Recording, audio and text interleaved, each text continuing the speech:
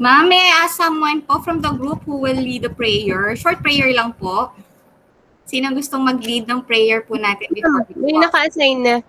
Okay po, ayan. Sana lang para ano.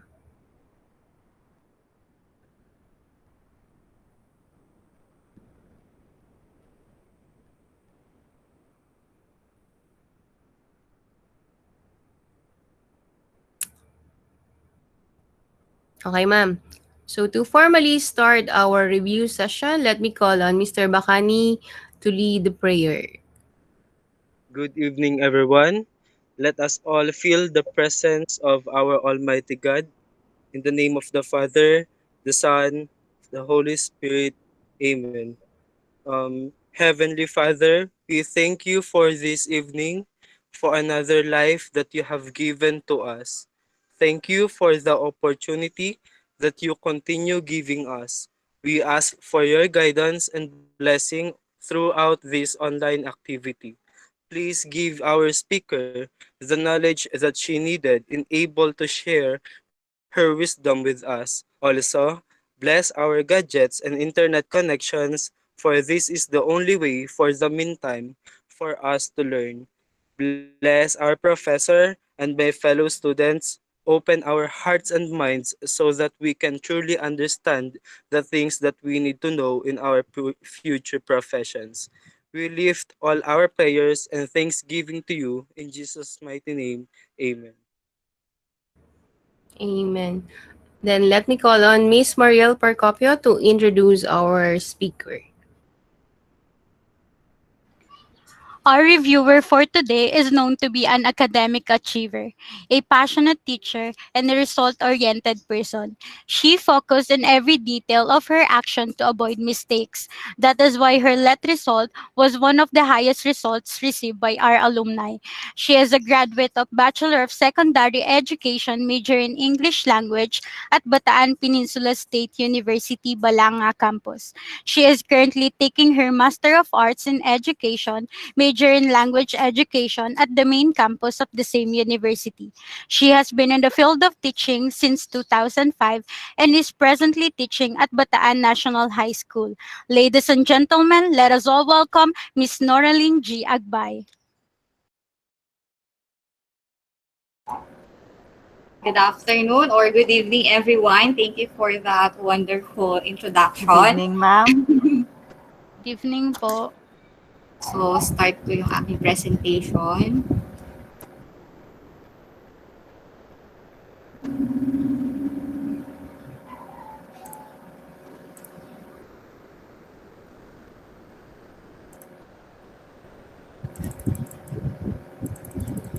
Yan, nakikita. Okay. Can you see my presentation po? Yes po, ma'am. Yes, ma'am. Lang po. May admit muna natin sa'yo.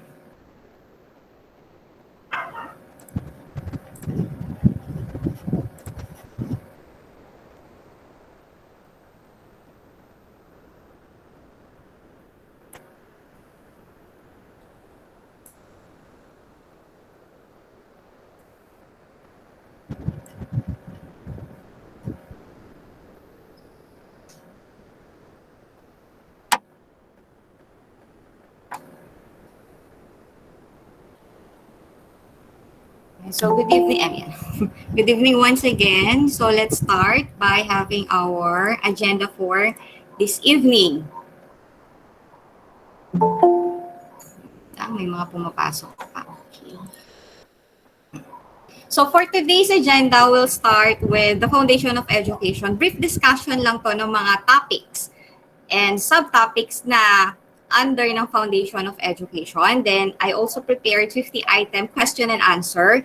And then later, at the end of our discussion or before we end our discussion, I'm going to give you some tips and some routines na ginawa ko or ginamit ko during my review period.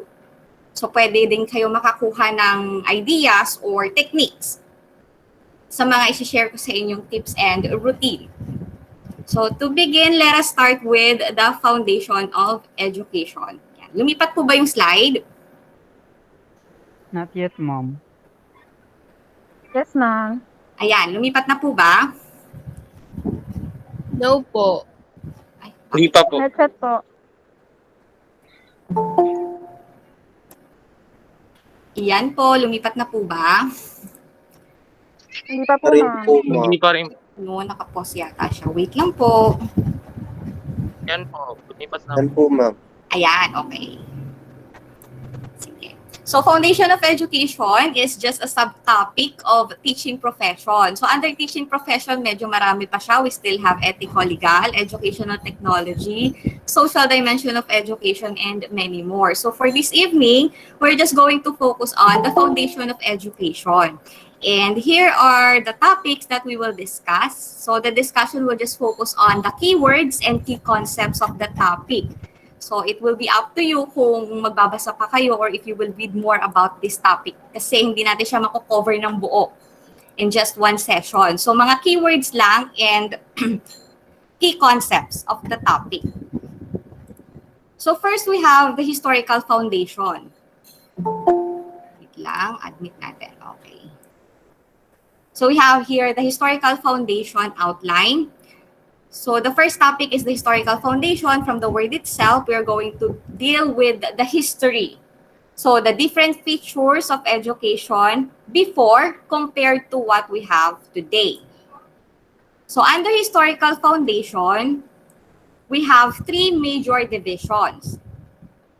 So under this historical, we have the education during ancient period, the medieval concept of education, and contemporary concept of education. So, tatlo yung major division. And under this three major division, we still have subdivision.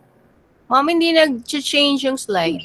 Change. Bakit ka na? Ulitin ko po yung pag-present ha. I-close ko muna siya ulit. Okay. Stop presenting tayo. Meet.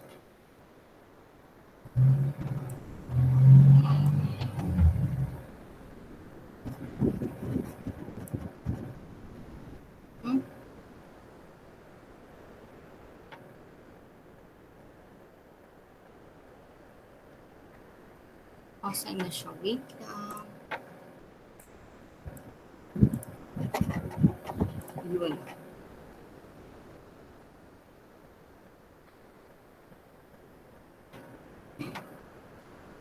Yeah.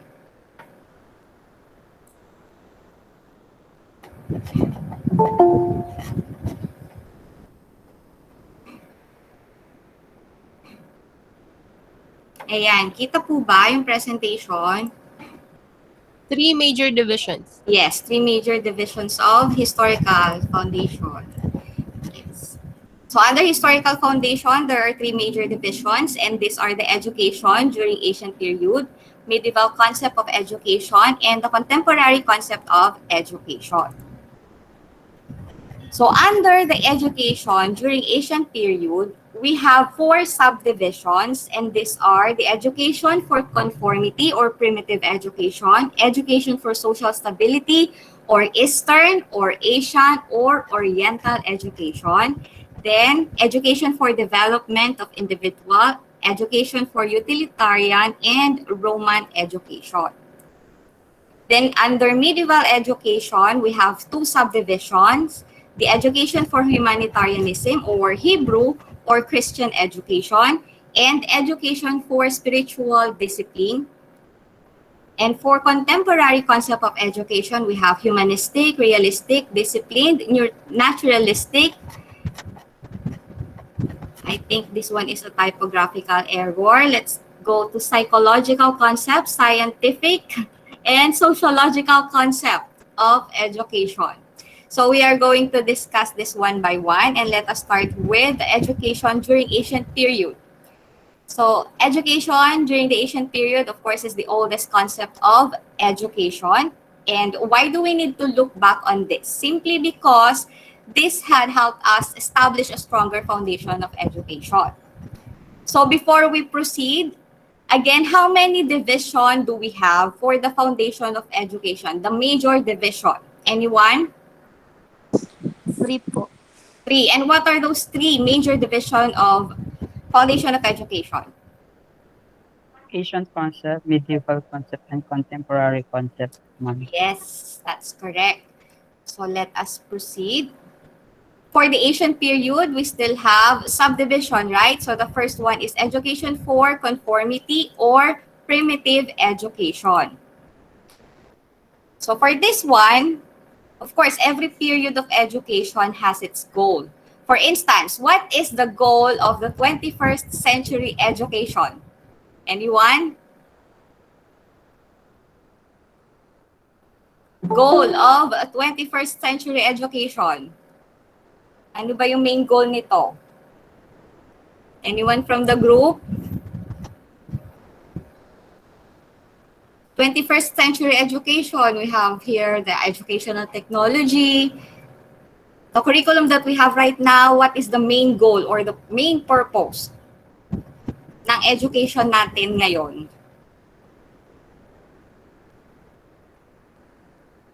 Any idea from the group?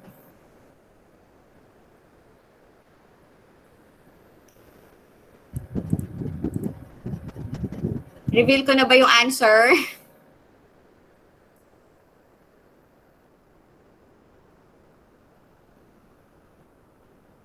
How about Lalaine? Any idea? What do you think is the goal of the 21st century education? This is just a guess, ma'am. Yes po. The goal of 21st century education is creativity skills. Or it's a Yes. wider skills po. Mm-hmm. So, Yes, that could be. How about the others po? The main goal, main purpose of 21st century education. Thank you, Ms. Lalaine. How about Mark Levy? Any idea? Ma'am, I think, ma'am, to develop students na to develop students with practical skills that they can use in real world. Mm-hmm. Practical skills applicable in real world. That is also More on authentic learning po. Authentic learning. So, generally speaking, the ultimate goal of 21st century education is to make every learner globally competitive. Diba? So, in general siya, generally speaking. So, sa mga curriculum, even in other countries, isa lang naman yung pinaka-main goal niyan eh. To make every learner globally competitive. So, lahat ng time or era or period of education, meron yang goal. And for the goal of the education for conformity or primitive education, the main goal is to simply survive. So, to survive, to inform, and thrive. So, paano tong to survive? What are the means? The means of this one, when we say means, these are the strategies or ways to achieve the goal. So, simply lang din, practical education. So, practical education referring to the daily activities in which every member of the family learns to live and to survive. And they learn through simple tasks, from simple tasks to complex tasks, through show me and tell me method. So, yung simpleng pagtuturo lang ng father to son how to hunt for food. And then the mother teaches the daughter to do household chores. So, simply to survive. And of course, since yun yung kanyang goal and those are the means, the main agent of this one is the family. Kasi sila yung nagtuturuan ng mga dapat nilang malaman for them to survive. And what is the effect of this period? Cultural preservation. So parents pass down to their children, their learning, their way of living and surviving, and the cycle goes on. Kaya siya cultural preservation yung effect. Now in the board exam, other key terms, we have here observation and imitation. We have here show me and academy or practical education. That refers to the education for conformity or the primitive education. Now let us proceed to the second one. So the next is education for social stability or Oriental or Asian or Eastern education. So for this one, the goal is to maintain and perpetuate the long-established social order or stability. And the content of the education here is more on moral and theoretical training. For the means or the strategies or ways of teaching, imitation and memorization. So almost the same sila with the primitive one. It also has imitation, but the difference is that the term, for the primitive, they use more on observation. Observation and imitation. For this one, imitation and memorization. For the proponents of this one, we have the Orientals. So when we say Orientals, it refers to China, India, and Egypt. And the main goal, so the general goal, we have here the Asian education goal. What is the main goal? Education for social stability. Kasi yung China, yung India, yung Egypt, meron silang specific goal. So pag pinagsama-sama for the Oriental or Asian or Eastern education, the main goal here is the social stability. So yun yung key term, social stability. But if the question is specific to China's goal, meron tayong specific goal for China, India, and Egypt.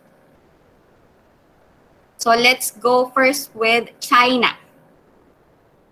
So for the China, the main goal is to preserve and to perpetuate ancestral.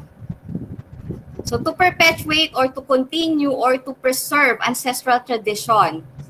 So that is why it is very rare for us to see Chinese marrying foreigner, especially before. Now, let us proceed to the second one, India.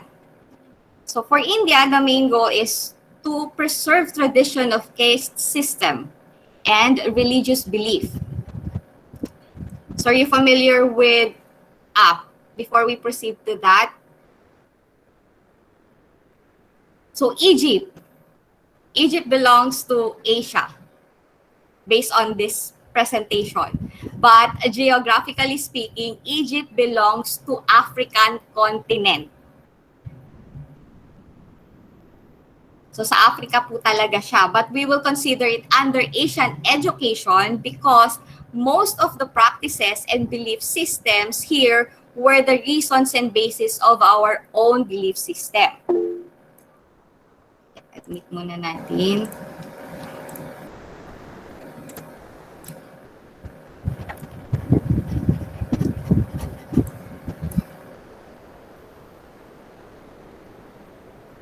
So for the level of caste system, we have here BKVS. The Brahmins,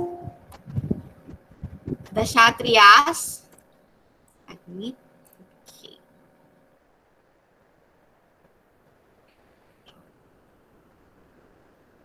the Vaishyas, and the Sudras. So when we say Brahmins, they refers to priests, while the Kshatriyas refers to warriors, Vaishyas refers to merchants or traders, and Sudras refers to slaves.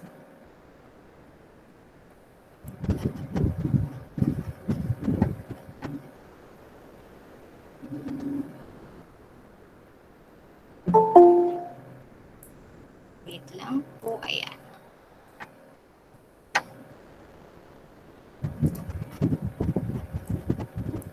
Then we have here the next one, education for the development of individual or Greek or Spartan and Athenian education. So wag pong malito dun sa conjunction, it's education for the development of individual or Greek education. Then, yung Greek education, it is divided into Spartan and Athenian. Kaya po it's either Greek education or Spartan and Athenian education.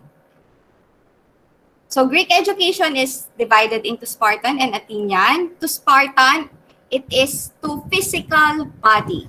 And the goal is to expand territory. While for the Athenian, the goal is to the perfection of mind and soul. And for the effects of the Athenian education, the liberal education exists in all levels from elementary to tertiary. So when we say liberal education, it refers to the subjects that helps you express your thoughts, such as music and arts. So overall, Greek education, the aims is to promote individual success and welfare through the harmonious development of the various aspects of human personality. That is the Greek education. For the Spartan, it is to develop a good soldier in each citizen. For the Athenians, it is to perfect the body and mind, the soul, for individual excellence needed for public usefulness. So what are the contents of their education? For the Spartan, it is more on the military and physical training. For the Athenians, it is more on liberal education, or education or subjects that helps you express yourselves. Then the method or the strategies of teaching. Wait lang, admit po muna tayo. Okay. So for the methods of teaching, for the Athenians, they use principle of individuality, while for the Spartan, they use competition and rivalry because the main goal is to create a soldier, to best develop the best citizen that is a soldier. Next, let us proceed to education for utilitarianism or Roman education. So the main aim of this one is to educate Roman youth for realizing national ideals. Education here contains physical training like martial arts, use of war weapons, and they only study practical subjects that are useful for everyday living.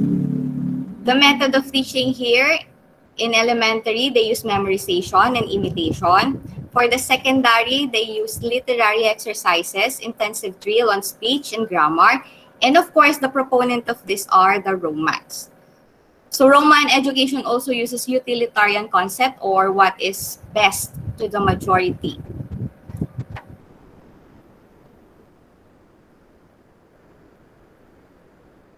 Then under Roman education, it also has two types of contents. Contents yung tinuturo sa kanila. So we have here professional content and cultural content. Under professional content, we have MALM, M-A-L-M. So medicine, architecture, law, and mechanics. Under cultural content, we have liberal arts, grammar, dialectic, rhetoric, geometry, and music. So that comprises the ancient period of education. We are now moving on to the medieval concept of education.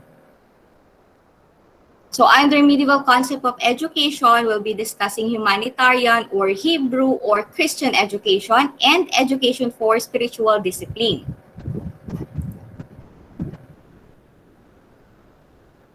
So for medieval concept of education, the main goal is to develop individuals who possess all the virtue of brotherly love. And what are the means or the strategies? We have personal morality, we have social responsibility, use of parable method, and considered Jesus as teacher of all teachers. So under each strategy, we have these virtues.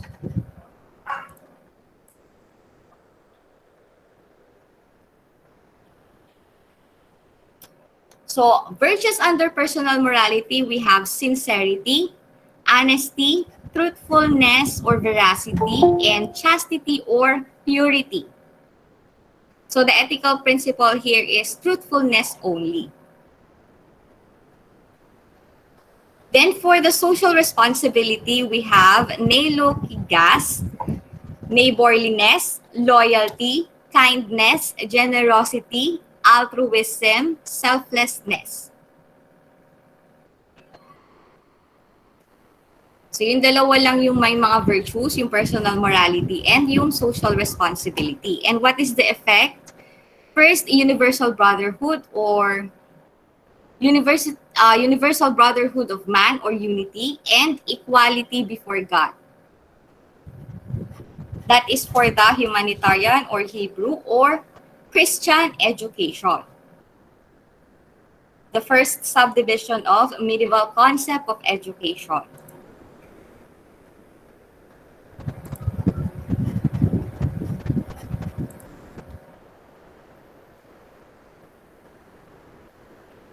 Then let us proceed to the contemporary concepts. We have here humanistic concept for the first one. Salient point here are EDEC or EDEC, which refers to education becomes aristocratic or expensive. The development of mind, body, and moral. E, education based on freedom of thought and creativity. C, considered as foundation of academic freedom. That is under humanistic concept. The main goal here is to achieve rich and full life. So under academic freedom, academic freedom belongs under humanistic concept. So academic freedom refers to who to teach, what to teach, how to teach, who should be admitted.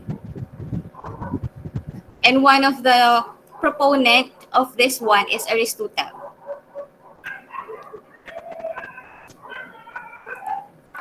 Then we have the realistic concepts.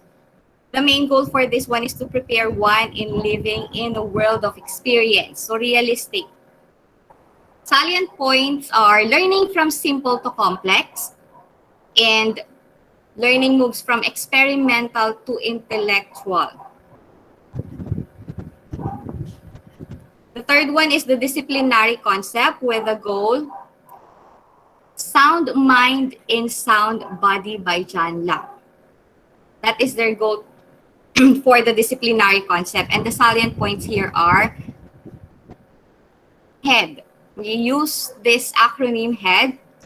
H stands for holistic education. Emphasize process, not things learned. Process. So they emphasize the process. A, agency, humanistic and religions, secondary school. So these are the agency. When we say agency, it refers to where they learn or school. And then the development of the whole man. Then for the naturalistic concepts, we have here natural goodness of man as their goal by Jean-Jacques Rousseau. Salient point here are the LEAP or the learner-centered, interest-based, based on HGO or human growth and development. The fifth one, nationalistic concept, goal to develop patriotic citizenship. And some of the salient points are natural system of education based on social study, nationalistic and patriotic, love for country, sacrifice life for the country. For the sixth one, we have psychological concept.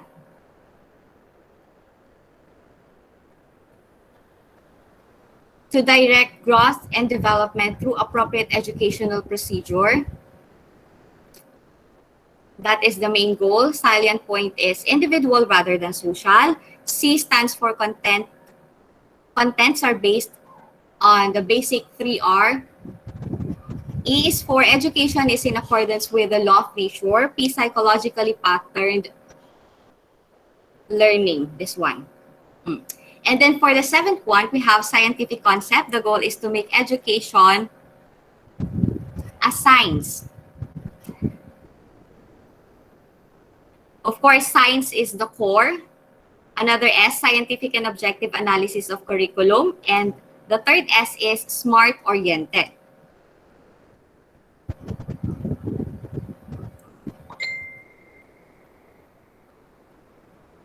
And for the last one, the sociological concept, the goal is to prepare individual in the world of work. Silent point here is the VICTA, or the vocational training, intellectual training, content based on social studies, and the agency provided by free public school system.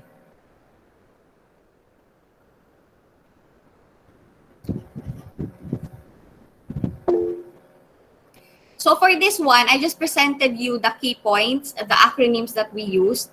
I will be sending you the text where you can read more about these key topics that I have presented to you.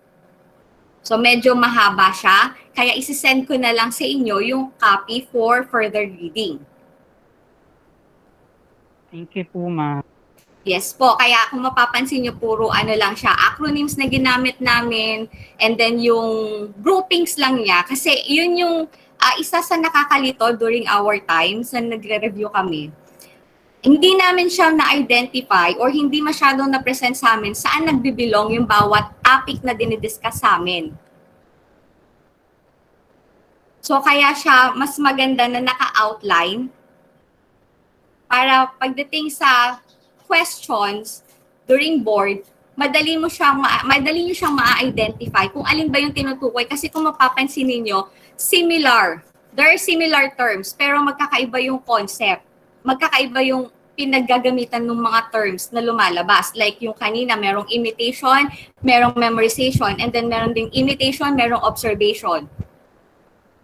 So saan alin doon yung sagot? Is it primitive or the other one?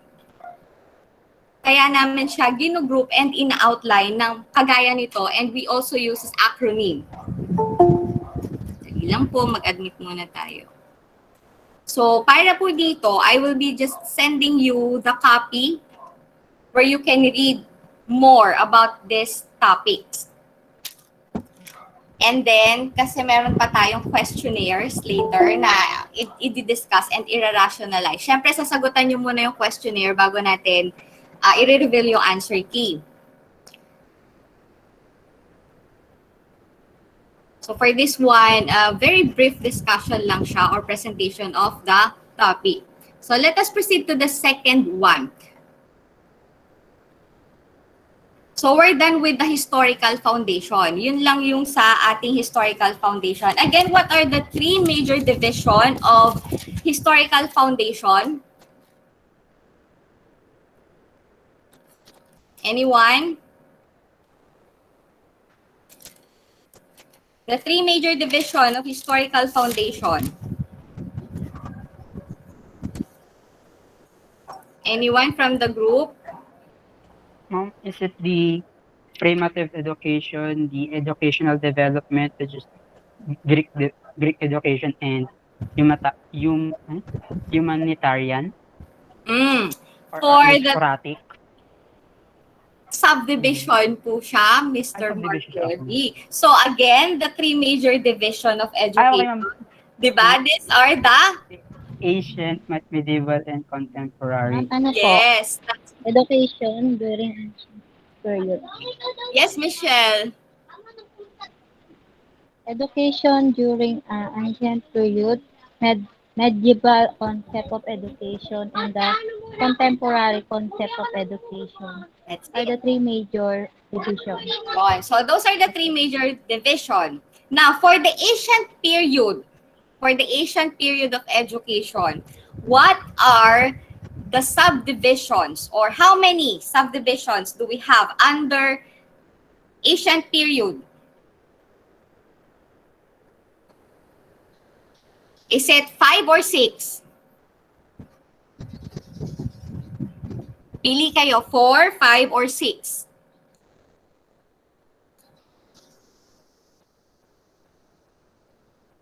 Under education during ancient period, how many subdivision do we have? 4, 5, or 6? Ma'am, 4? Yes. 4. Yes, ma'am, 4. Will you give one? Primitive education. Yes, primitive education. What else? Greek education,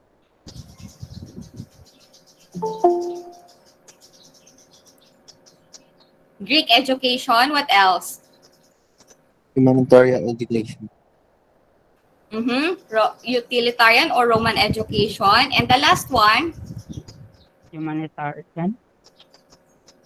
Ay, hindi ko lang. the Oriental education. So those are the 4 under ancient period. For the medieval education, there are two subdivision. Anyone who wants to give one under medieval education?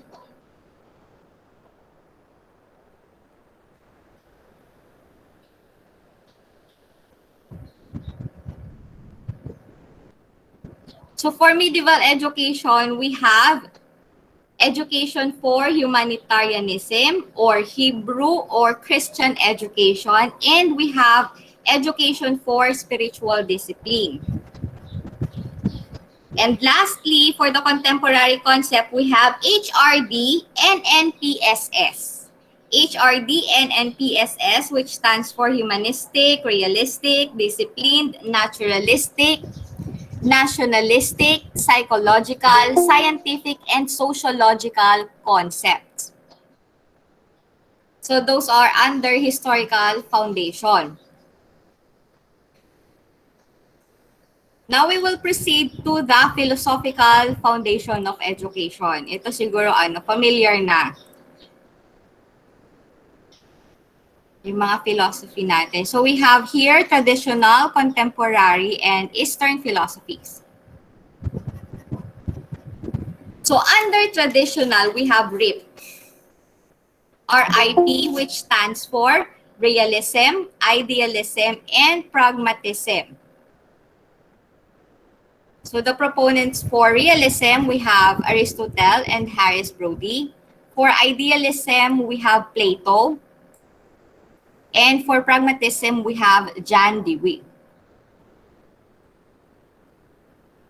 Wait po, mag-admit lang muna ulit. So for the idealism,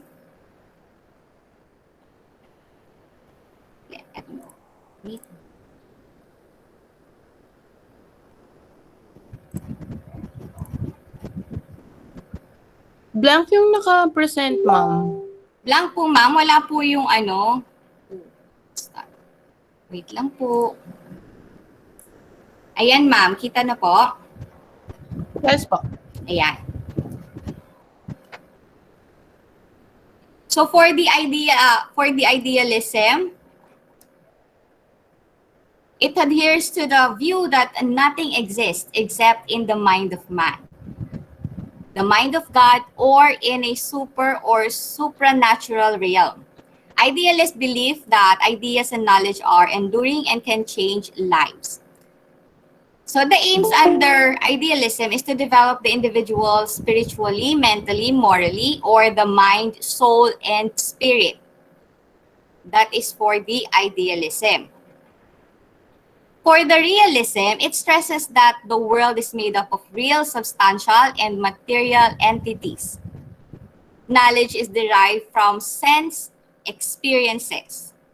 And the aim for realism is to provide students with essential knowledge to survive the natural world. So what are the methods in teaching realism? We have lectures, demonstrations, and sensory experiences.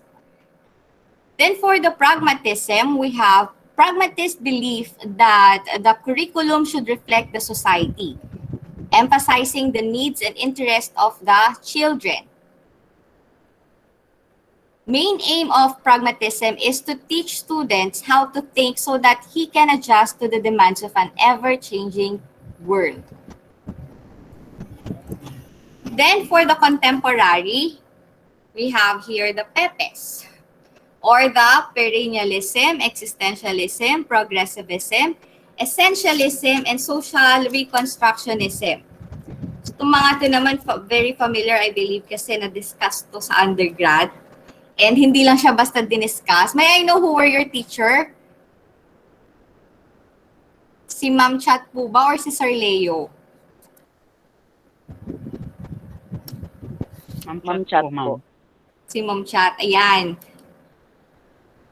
Ano yan, masyadong discuss yan kay Ma'am Chat. So I believe meron naman or maganda yung foundation ninyo when it comes to this one, sa mga isim-isim. So for this one, perennialism, the main aim is to develop power of thought, and the main proponent is Robert Hutchins. For the essentialism, the main aim is to promote the intellectual growth of the learners. For the progressivism, the main aim is to provide the pupil the necessary skills to be able to interact with his ever-changing environment. For the essentialism, existentialism, to train the individual for significant and meaningful existence. And for social reconstructionism, the main aim of education is education for change and social reform.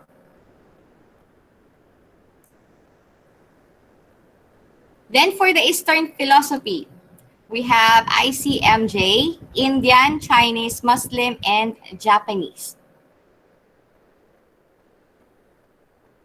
Ma'am, hindi po nag-move yung slide. Ayan, nag-move na po ba? Okay na po.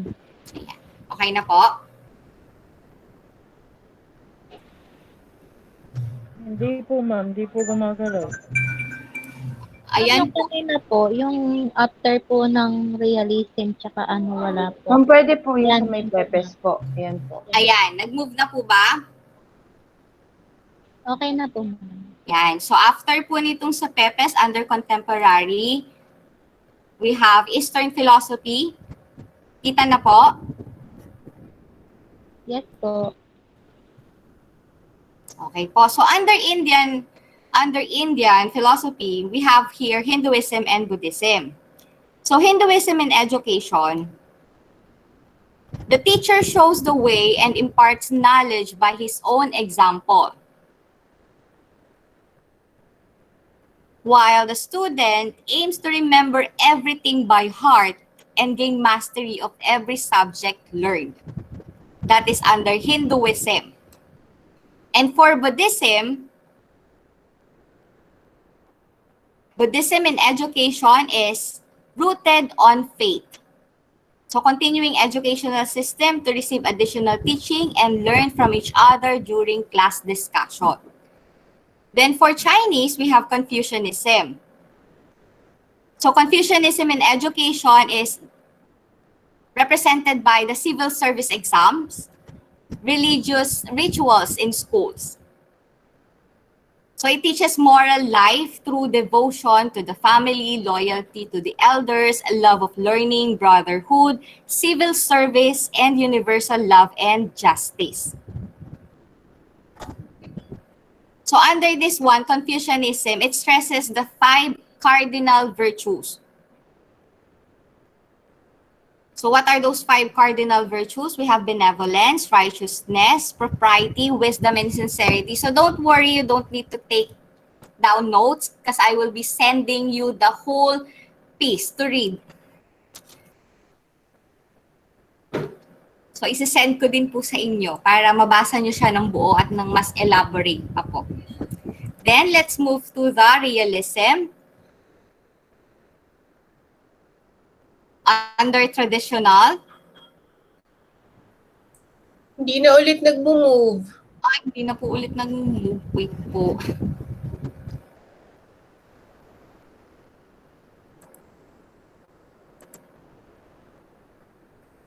Asan?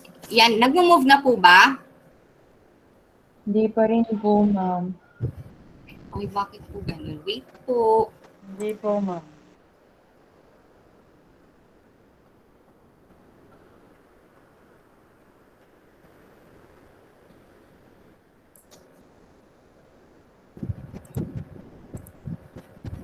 Ayan po, nag-move na po ba?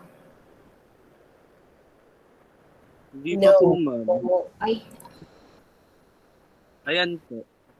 wait po. Ayan.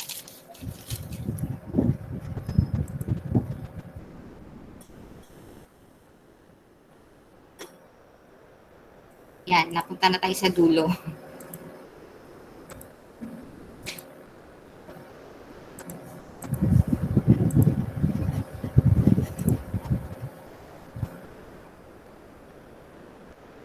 So after Confucianism po, we have Taoism.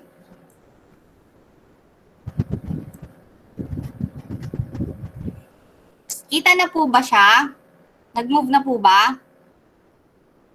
Nasa Islam po, ma'am. Ay, bakit Nag-stop nasa po sa Islam? Islam po, ma'am. Naka-present. Wait po. Ayan, Taoism po. Kita na? Yes po, ma'am. Sure na po. So for Taoism, Tao refers to a way of life, a philosophy advocating simplicity, frugality, and the joys of being close to nature and being in harmony with the whole universe. So the proponent for this one is Lao Tzu. And Taoism and education, Taoist ethics emphasize compassion, moderation, and humility. Physical exercises involve slow and controlled body movements to achieve mental stillness. And for the last one,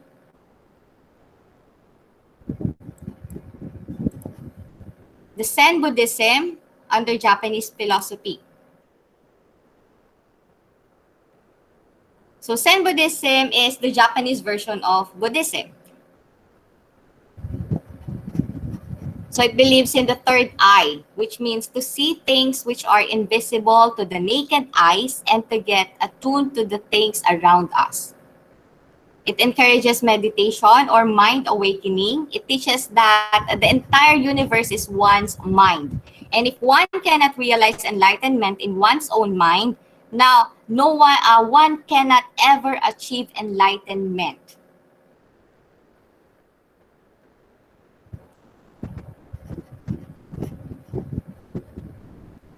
Then for the Islam or the Muslim philosophy,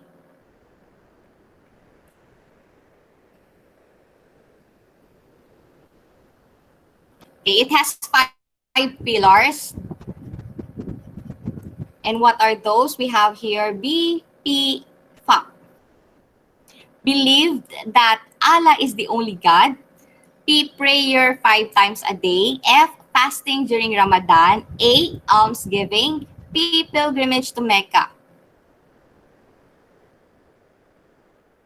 So Islam in education, useful knowledge is necessary for the benefit of the self and of humanity. And a truly Islamic government is required to provide all means to promote adequate education for its citizens to the best of its ability.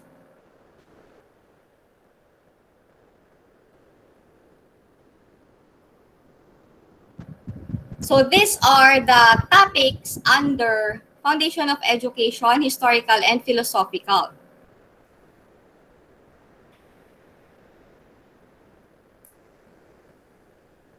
So let us now proceed to the questionnaire.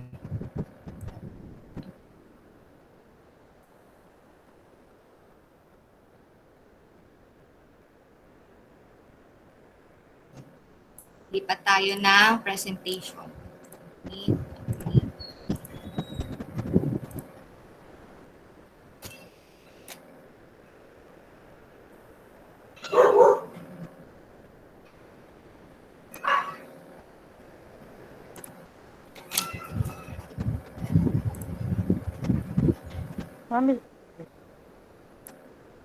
Yeah, wait lang po lipat lang ng presentation for the questionnaire.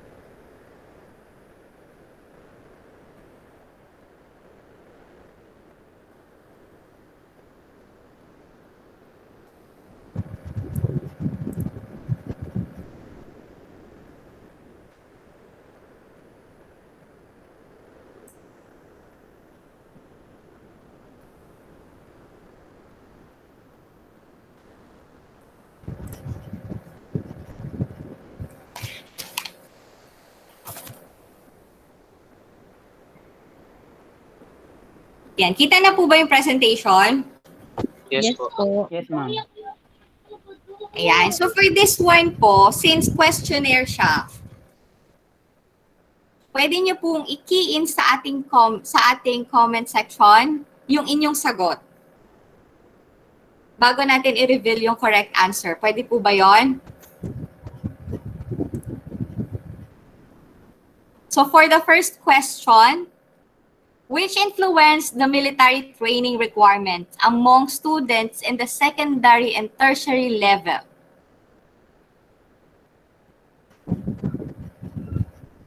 Let's check. D. B. Bakit ganon? B, si Mark. Majority of your answer is letter D, which is the Romans. Military training among students in the secondary and tertiary level. So, when it comes to military training, yung nag-influence po nito sa atin ay, do you still remember the main, which country or which group of people has the goal of making every citizen a soldier? Greek education, ma'am. Spartan. Spartan. That's correct. So kapag ka po sa option, wala si Spartan, sabi nga kapag general yung tanong, general din yung sagot. Kapag specific yung tanong, specific din yung sagot. Since the choices, general siya, which is Greek, wala naman si Spartan, Greek po ang sagot. Military training po, Greek po yun or Spartan. Specific is Spartan. Under po siya ng Spartan education.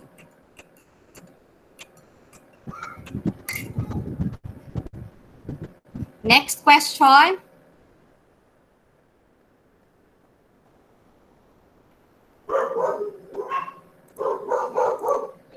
He was considered as the teacher in ancient China. Kita po ba?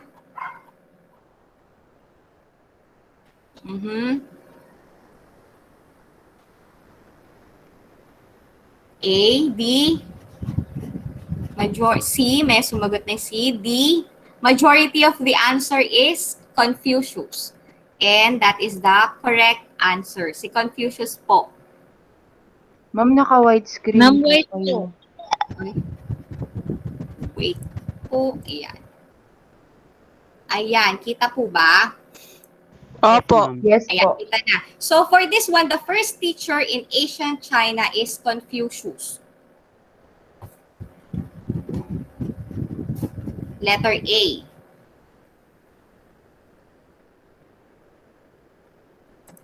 Next question po tayo.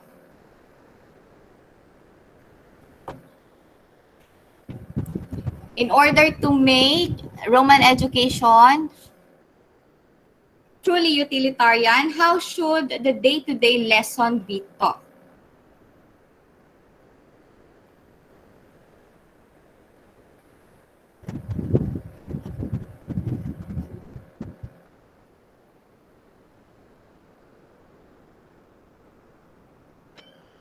B, C,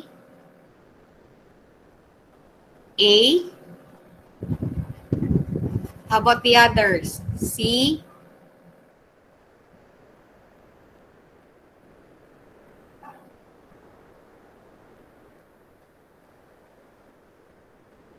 so for this one po, the correct answer is letter C. Yan. Majority of you naman po answered letter C. So related and linked to the events happening in everyday life. That is for Roman education. Di ba sila din yung liberal education? Kung saan may express mo yung sarili mo.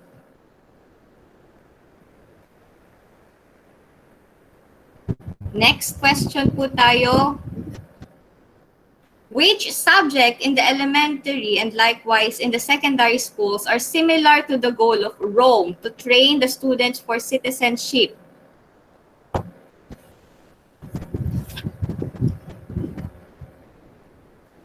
Which subject?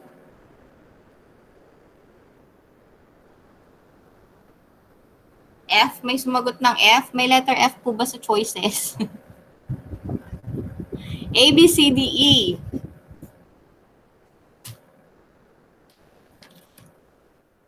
C, D,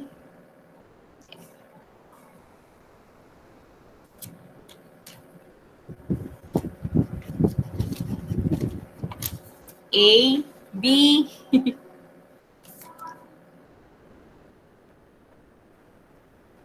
So similar to the goal of Rome to train the students for citizenship, Roman education. So for this one, the correct answer po is letter D. TLE.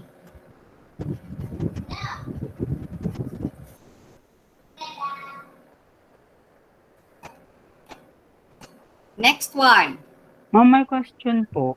Yes po.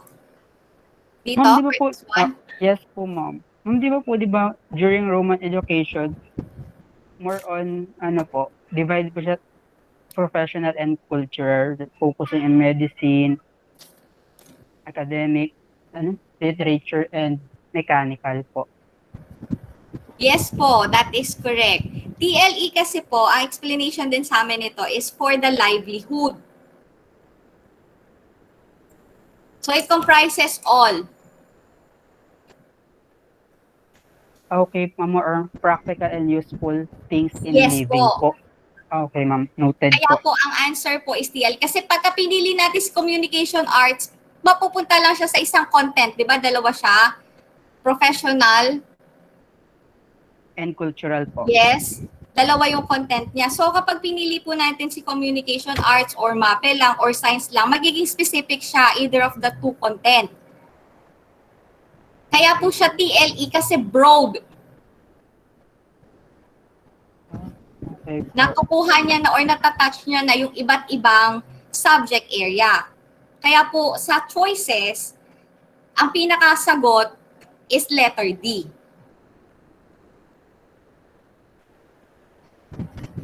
Okay po Noted ba? po, ma'am. Yun Yes po. po. Next question po tayo.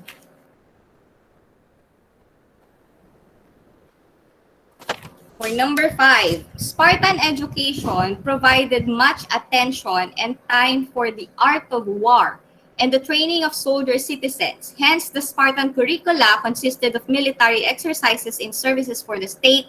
Athenian education, on the other hand, stressed individual excellence, hence aimed to provide. So tingnan nyo, medyo mahaba yung tanong, pero tingnan nyo alin lang talaga yung tanong. Kasi usually sa exam ganyan, ang haba ng tanong pero napakasimple lang pala ng tinatanong.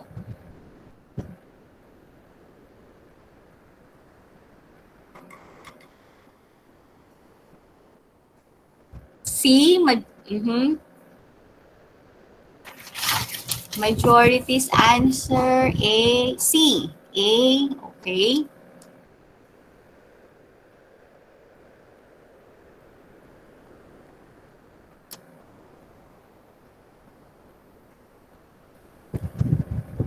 And the correct answer is letter A. So for the Athenians, it is moral training and emphasized virtues to develop personality. Sila nga yung mind, soul. For the Spartans, sila yung physical body. Kasi gusto nila sa Spartan, maging soldier. While for the Athenians, mind, soul ang kanilang to perfect the mind and soul. So moral training and emphasize virtues to develop personality. That is the correct answer. Next question. Giving education the highest budgetary allocation, the Philippine government recognizes the possible contribution of its future citizens to the national development goals of the Philippine society, which stressed this goal of the education for social transformation.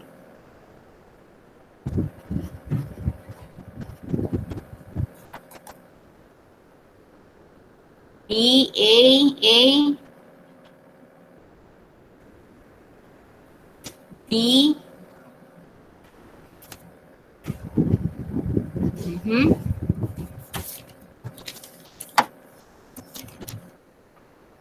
Ano yun? A, B, C, D. Isa lang po ang sagot. Choose the correct answer.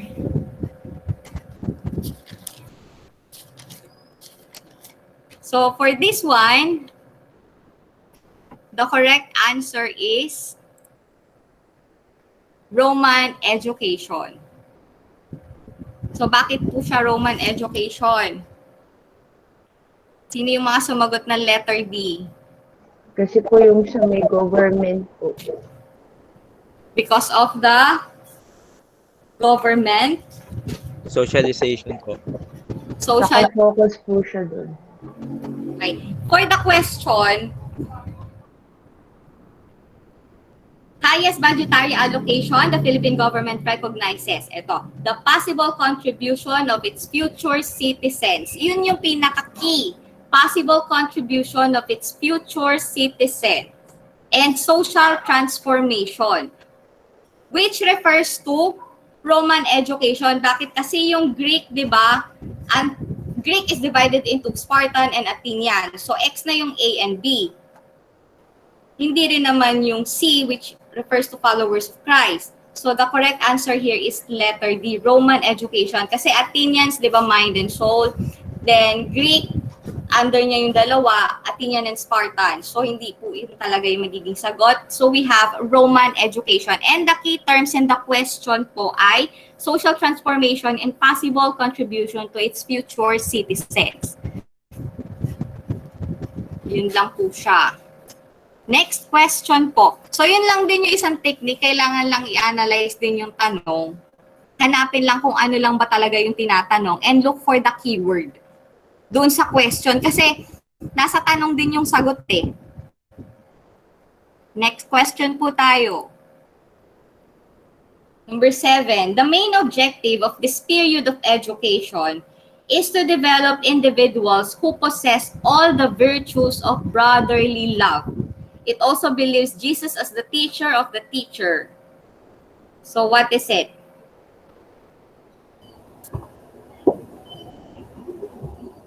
D.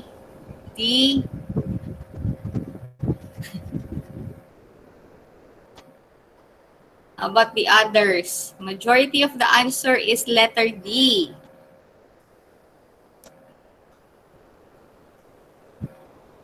Under po siya ng medieval education. Ano ba yung dalawang subdivision under medieval education? Kasi the key terms here are all the virtues of brotherly love. Dalawa lang po ang pagpipilian natin under medieval education, which has the goal of brotherly love and considered Jesus as the teacher of the teachers. A, what else? B, A. Okay.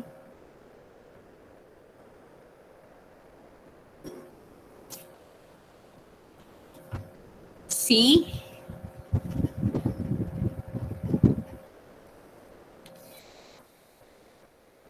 Meron pa? The correct answer for this one is iba-iba yung sagot nyo. Yan. Correct answer is education for humanitarian. Or Hebrew or Christian education. Sila yung may goal na to develop individual who possess all the virtue of brotherly love.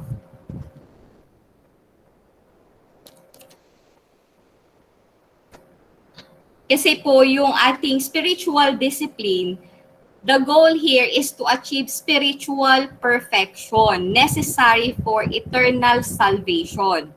So again, yun po yung goal. Goal for spiritual discipline is to achieve spiritual perfection.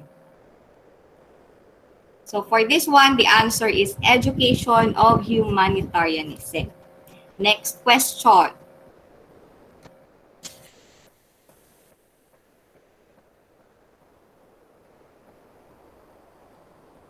Which of the following is the main aim of our education during the Commonwealth period?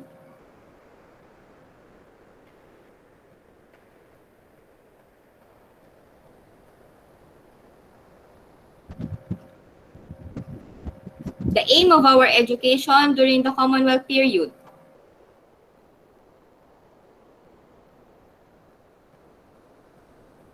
Answer. D. D.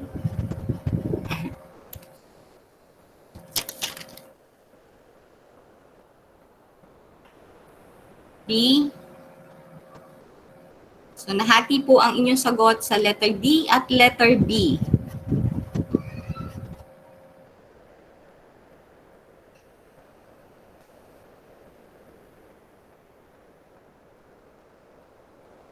And the correct answer for this one is purely nationalistic and democratic. So, yun po yung tatandaan natin. Kapag Commonwealth period, purely nationalistic and democratic.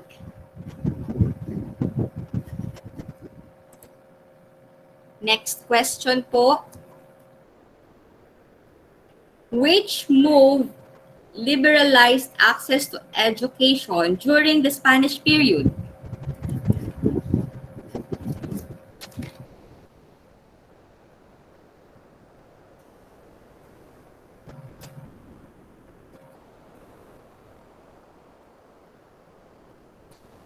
Answer po. So, yung iba po, hindi ko siya na-present pero nasa questionnaire. Isisend ko din po sa inyo yung questionnaire na meron ding mga notes or rationalization.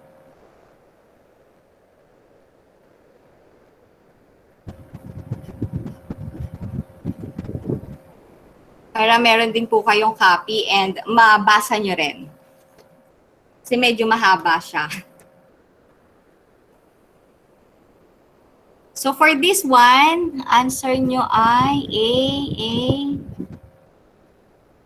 Yes. Letter A po. The establishment of at least one primary school for boys and girls in each municipality. Next question. The paaralan sa bawat barangay takes its root in the establishment of one primary school in every municipality as mandated by. Na-encounter na po ba?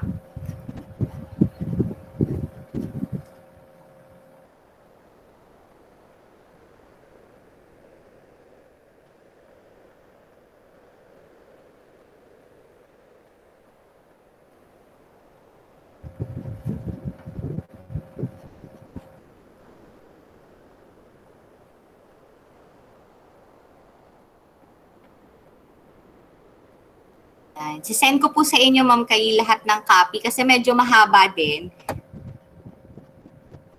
Para mabasa nyo rin po ng buo. Yung ginamit kong reviewer for Prof Ed, kung saan nyo mababasa lahat ng present kong key terms and keywords. And then yung questionnaire na merong mga notes or rationalization. Kasi gagabihin po tayo masyado kung iisa-isahin natin siya. So at least na-present ko or isisend ko din po yung presentation sa inyo kung saan makikita nyo yung pinaka-outline lang.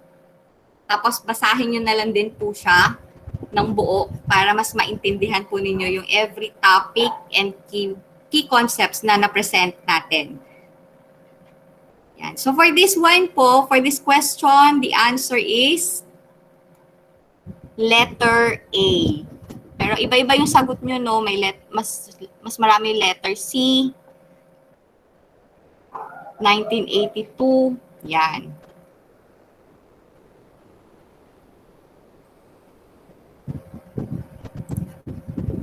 Next question po.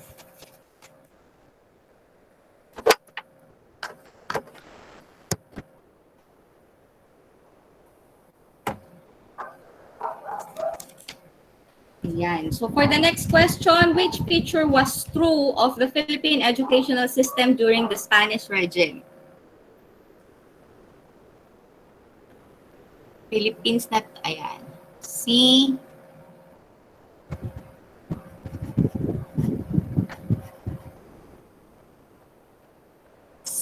C.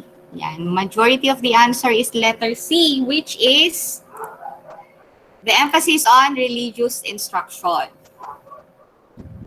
Next question. The Philippine educational system was established on January 21, 1901 through Education Act of 1901. So yan yung nag-appear kanina, Education Act of 1901. With the issuance of the act, President McKinley instructed the Philippine Commission to have English as the common language of the people. The main reason for the one language policy is to nagbigay lang ng background about Education Act of 1901. And ang question lang dito, what is the reason for one language policy?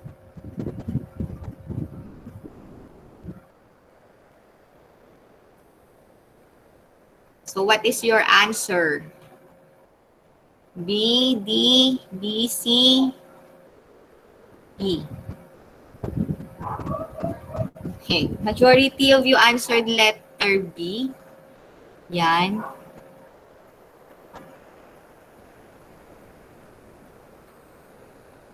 So the reason for this one is letter D. So to propagate the use of English as the language of American occupying the Philippines during the time. So ito, sa isasend ko sa inyo, mababasa nyo ng buo yung story. Bakit yan yung sagot? So that is letter D. Next question.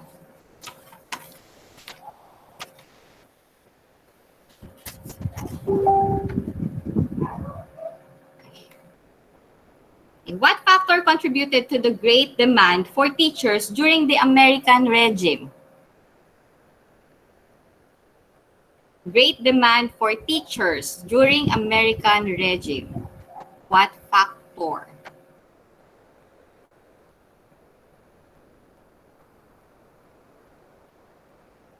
Okay.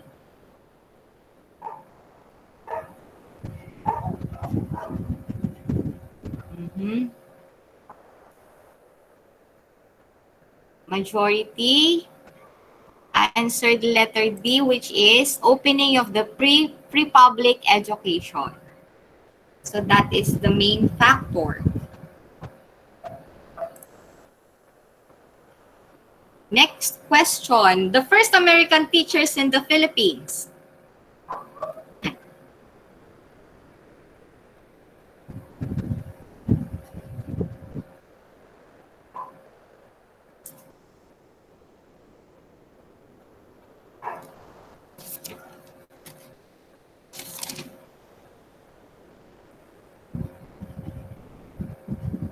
Yun.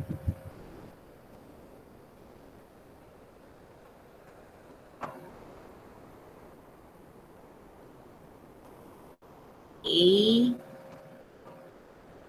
So nahati kayo sa letter A and letter C.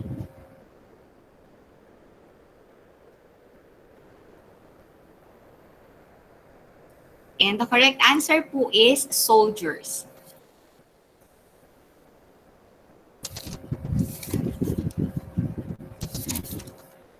Next po, yan. If today we have an oversupply of teachers in the country, in the past we had shortage. When did we have a shortage of teachers?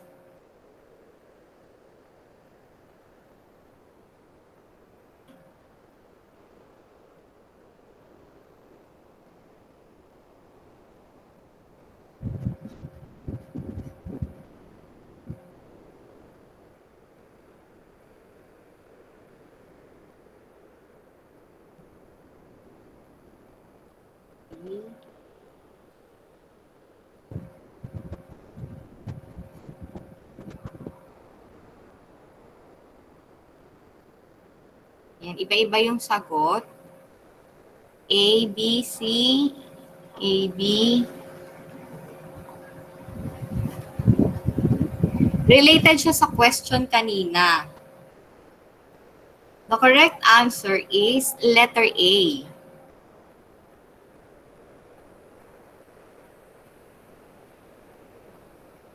So, 1901, when a highly centralized public school was established, doon din tumaas yung demand.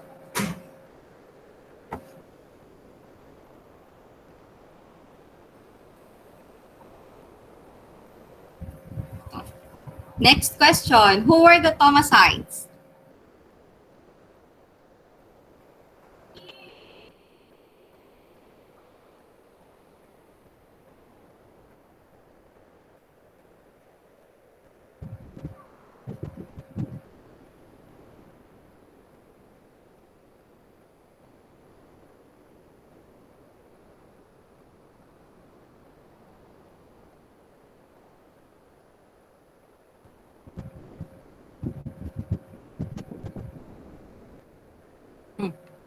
B, C.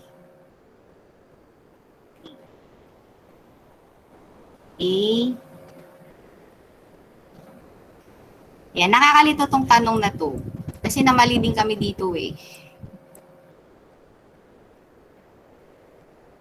For this question, ito daw po ang tamang sagot.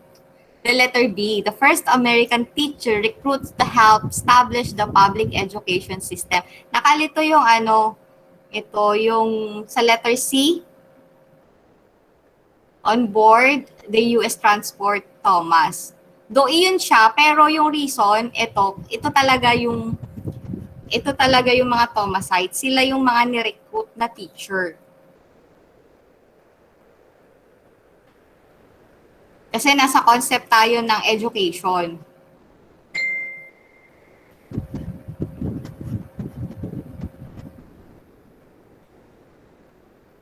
So siguro kung religions yung religions yung pinag-uusapan natin, C, pwede siya. Pero since education ang concept po natin, yan din yung explanation sa amin. Letter B yung sagot.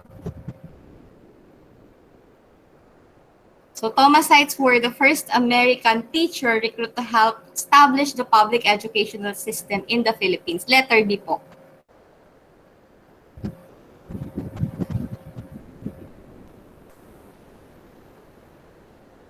Next question po, 17. Which of the following is the focus of the Japanese education in the Philippines?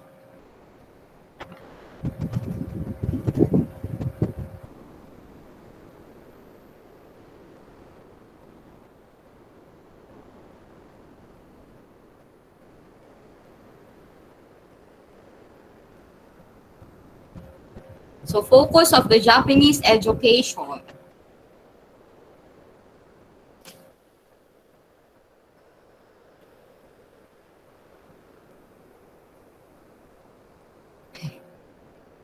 Majority's answer is letter B. Love and service to one's country. Japanese. Focus ng Japanese.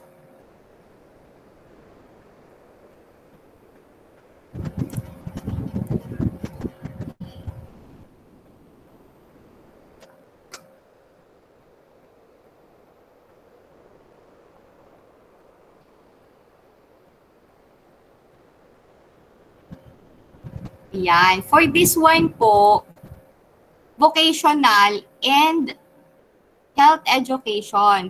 Because during the Japanese era, the main aim po is to strive for the diffusion of the Japanese language in the Philippines and to terminate the use of English language in school. Another one is to stress the dignity of manual labor.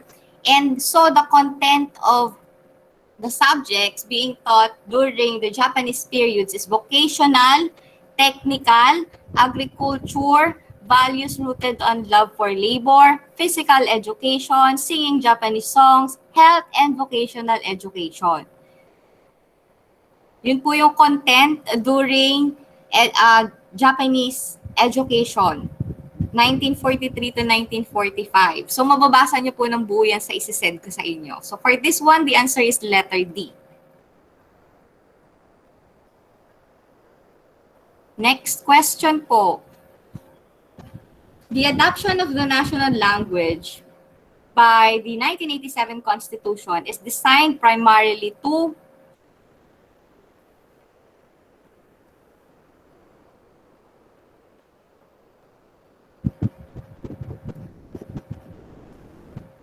answer C.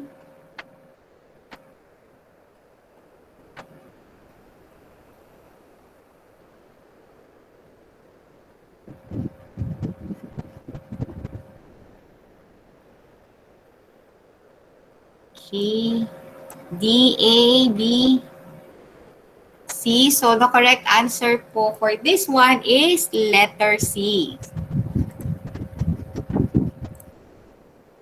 To facilitate communication among diverse linguistic groups.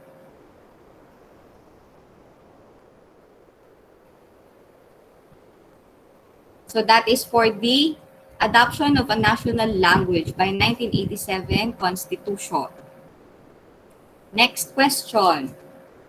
The main purpose of compulsory study of the Constitution is, so the main purpose of compulsory study of the Constitution, what is the main goal?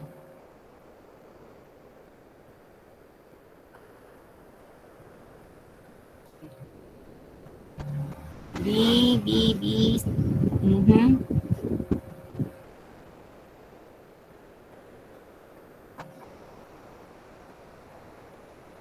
A majority of you answered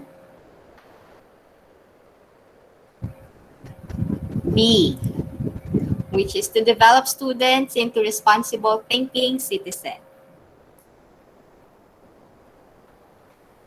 Next question. Which program of the Department of Education is an offshoot of the Filipino Bayanihan spirit? Madali lang siya.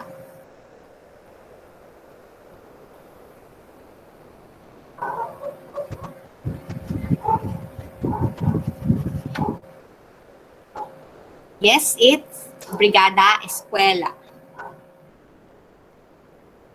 Next.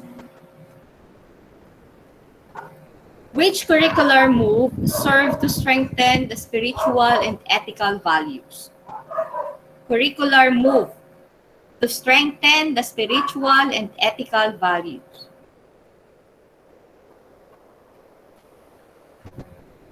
B.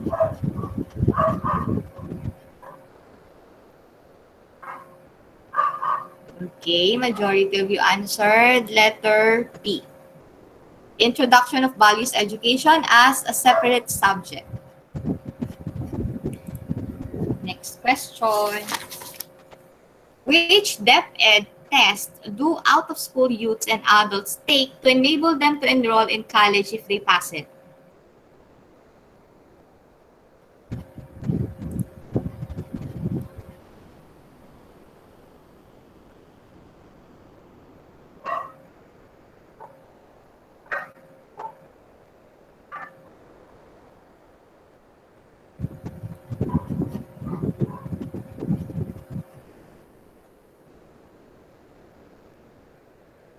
Answer C, BA.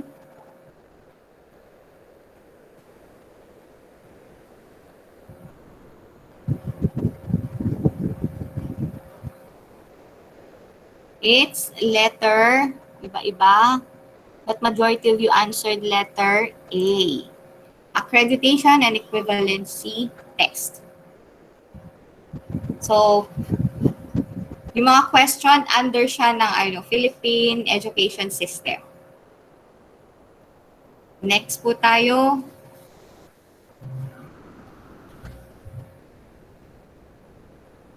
The stress on meritocracy was a strong influence of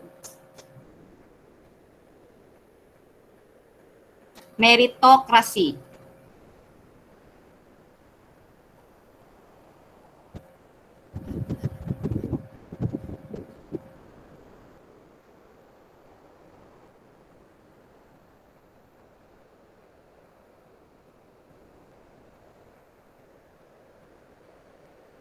C, A, D, B, iba-iba. So for the meritocracy, it was a strong influence of Confucianism.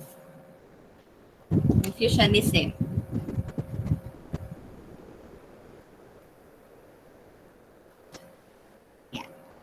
Next.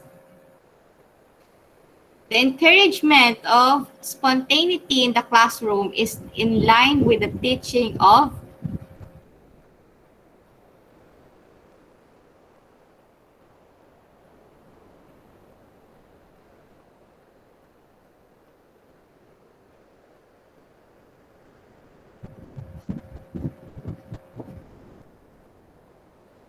CDA.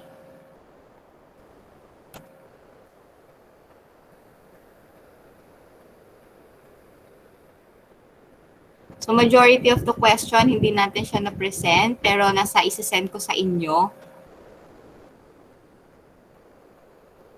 So anyway, sa board naman ganyan eh. Yung ni-review usually, hindi lumalabas dun sa tanong, sa board, sa actual board. So ang gamit lang talaga is stock knowledge or yung mga naaral natin before. Dun lang talaga tayo usually kukuha. Kasi sa dami, based on experience, sa dami ng ni-review, sa dami ng binasa, parang wala naman lumabas dun sa mga ni-review ko or wala naman lumabas dun sa mga binasa ko. Iba yung nandun sa ni-review sa mga lumabas sa board exam, sa actual board exam. So ang solution is to read more para dumami yung stock knowledge na mapagkukunan natin ng mga sagot. So for this one, the answer is letter A. It's meritocracy. Typographical, yan. So meritocracy po.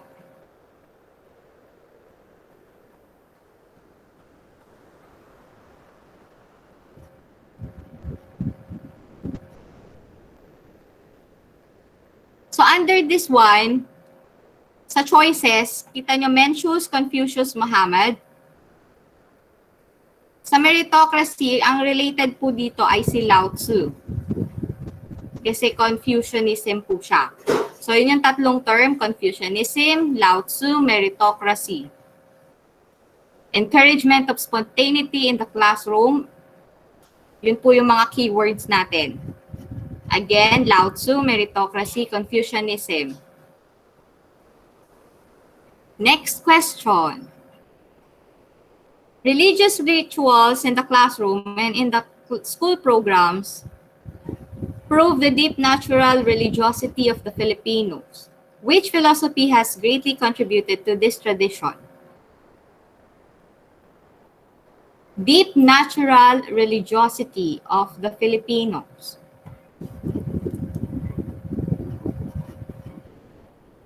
Answer. A, D, That's Islam. D, C.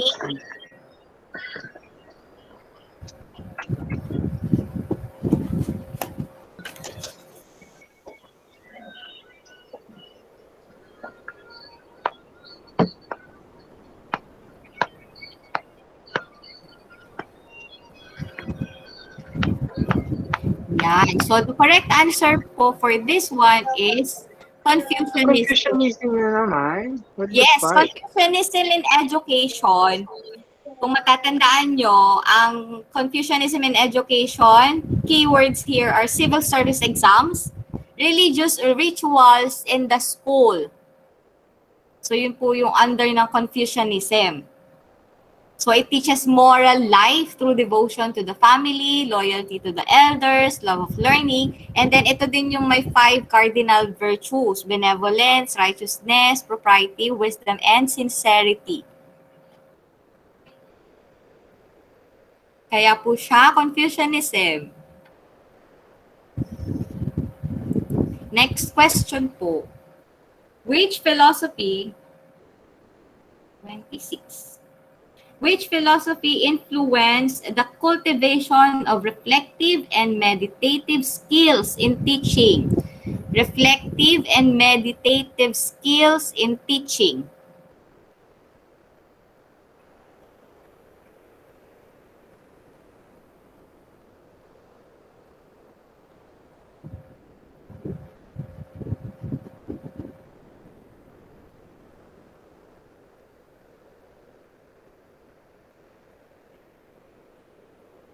Answer. B, A, B, D. Iba-iba. So for this one, the correct answer po is Sen Buddhism. Na-mention ko siya kanina, balikan po natin. Yung Sen Buddhism in education, it encourages meditation or mind awakening.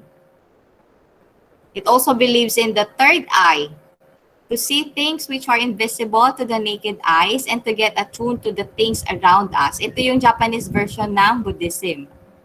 So for Zen Buddhism, the Japanese version, it influenced the cultivation of reflective and meditative skills.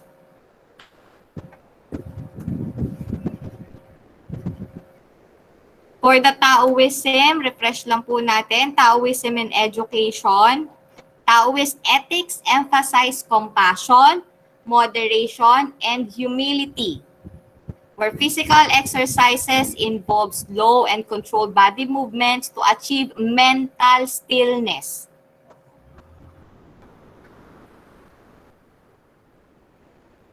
So yung Confucianism, yan, okay na siya. So, next question po tayo, 27. The teacher's teaching philosophy is reflected by which of the following?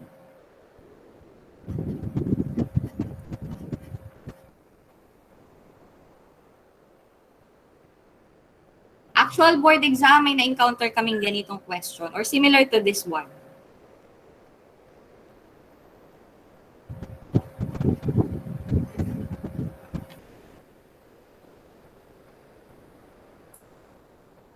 Your answer, D, B, C. Iba-iba.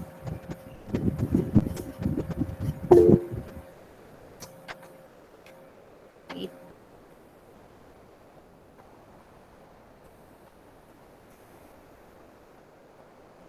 So for this one po, the answer is teaching philosophy is reflected. A. One only. Majority of you naman po answered letter A. So, through teaching methods.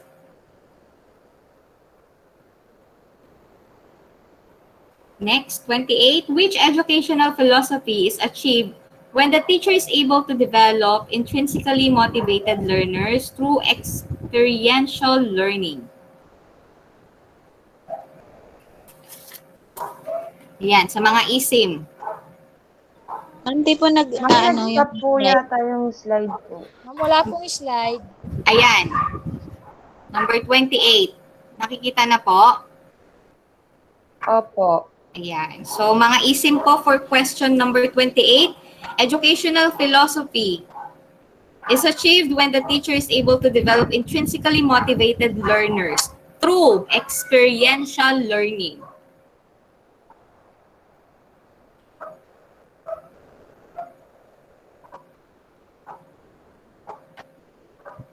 Answer C, C, A, C, C, C, B, C, A. Majority of you answered C, which is progressivism. Next, 29. When the teacher is convinced that it is best to teach the students the skill to adapt to change.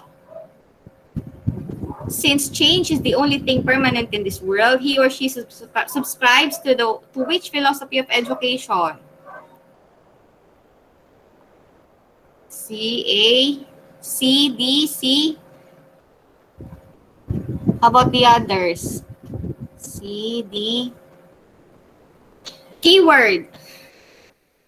The skill to adapt to change.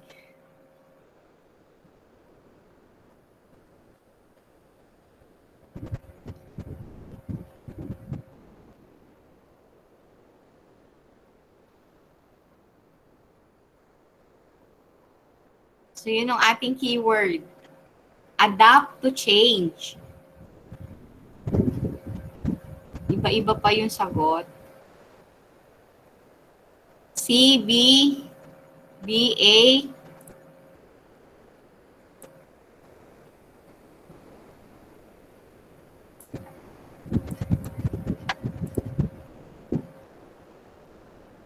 So for this one, the correct answer po ay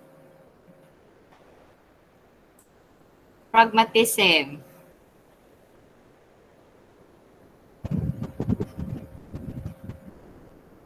Kay John D.B. Next. Which philosophy of education is achieved when a teacher mainly focuses on developing essential skills and basic of literacy?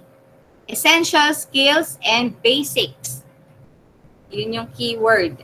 Essential skills and basic literacy.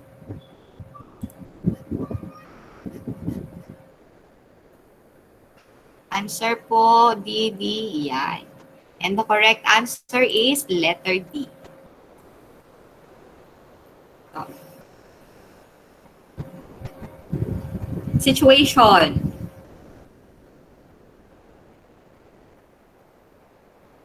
Situation.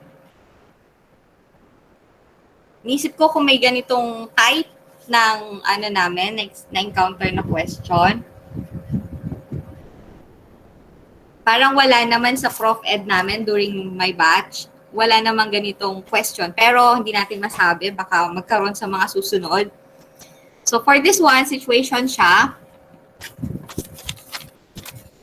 In a faculty meeting, the principal told his teachers, we need to improve our school performance in the National Achievement Test. What should we do?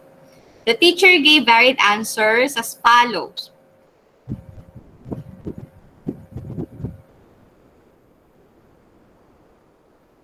So yung mga susunod na tanong, naka-angkla po or naka-anchor dito sa situation. Babalikan na lang natin siya. So pakibasa po yung ating situation.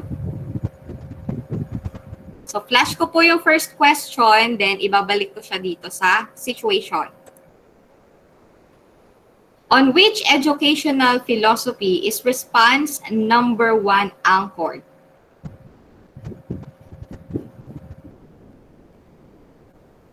Choices are behaviorism, progressivism, existentialism, essentialism. So yung number 1 daw po, ito yung response number 1. Let's give incentives and rewards to students who get a rating of 85%.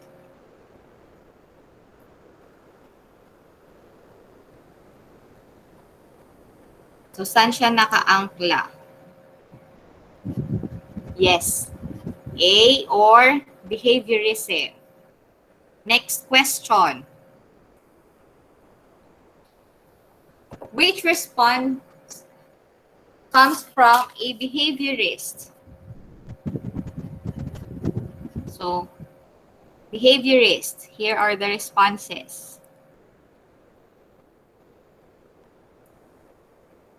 Behaviorist daw po.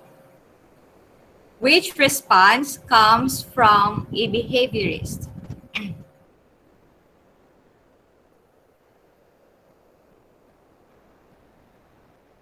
Choices, letter A, 1 and 3. Letter B, 2 and 4. Letter C, 1 and 2. Letter D, 3 and 4. So, balik natin sa question. A, C, C. 1 and 2, C. The correct answer is 1 and 3. So, yung sumagot ng, let's give incentives and rewards to students who get a rating of 85. And let's make the school environment conducive for learning. Those are under behaviorism. Next. Which philosophy has the educational objective to indoctrinate Filipinos to accept the teaching of the Catholic Church, which is to foster faith in God? Yan. Sabi sa amin, pagka na-involve si God sa mga ism, isa lang yun. Isang ism lang siya.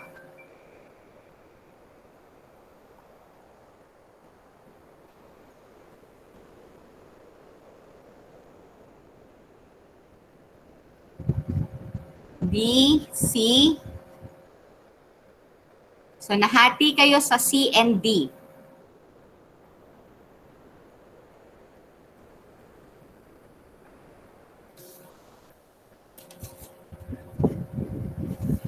Existentialism.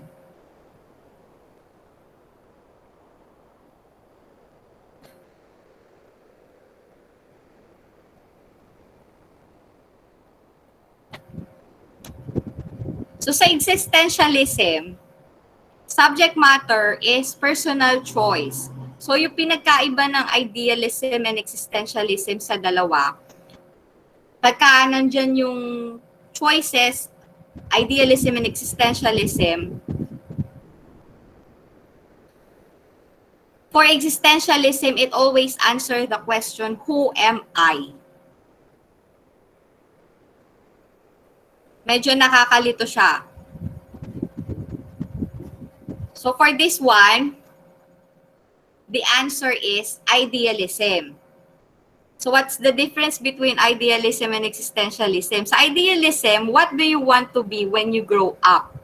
Ideal. And the best example of ideals is yung ideal, yung perfect, si God.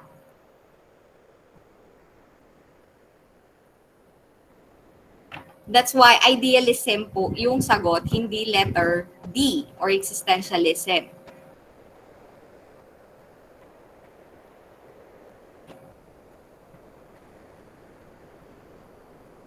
Next question.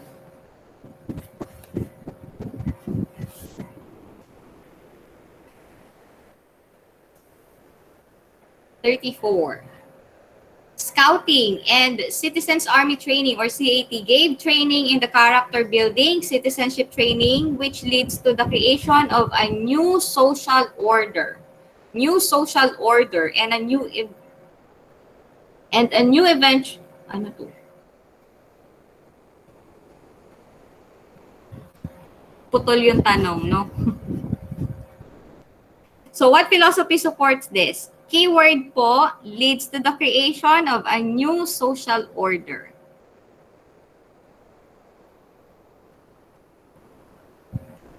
Yes, D. Okay, that's correct. Social reconstructionism. Next question. Virtue is one component in the teaching of Rizal, as course focuses on the teaching of good and beauty in God.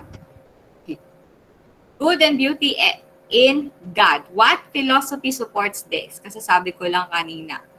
Basta may God sa ism, idealism. Yan. Letter C po ang sagot. Yun yung binigay sa aming ano. Kasi pagka binasa nyo yung mga isim-isim, yung babasahin nyo siya ng buo, medyo nakakalito kasi nag-o-overlap.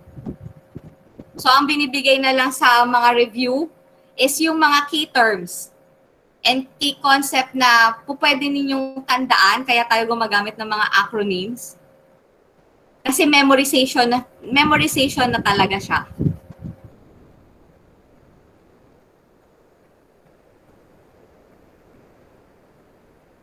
So, idealism po ulit ang sagot. So, yun lang siya. Kapag sa mga ism, God, idealism.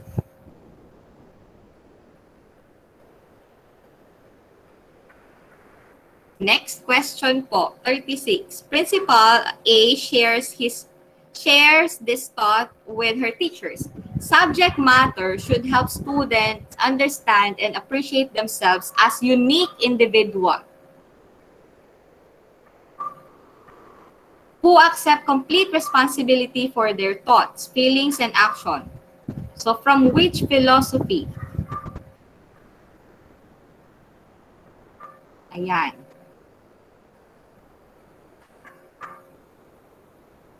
Pababanggit ko lang din ito kanina eh. Who am I? Keyword, unique individual. Who accept complete responsibility for their own thoughts, feelings, and action. Yes, it's letter B, existentialism. 37. The progressivists emphasize the individuality of the child. What is the concern of the reconstructionist?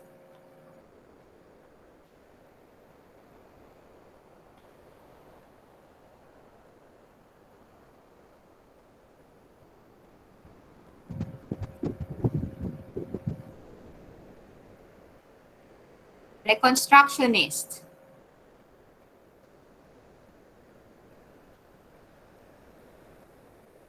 C. How about the others? B, C, A.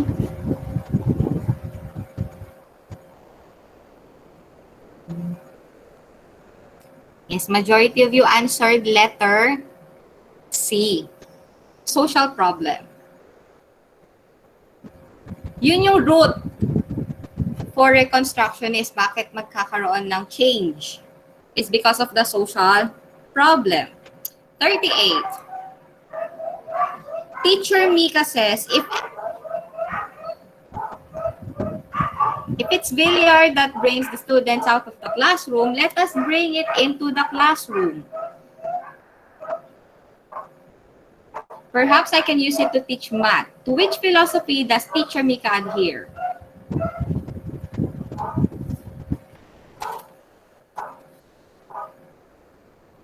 C, B, D.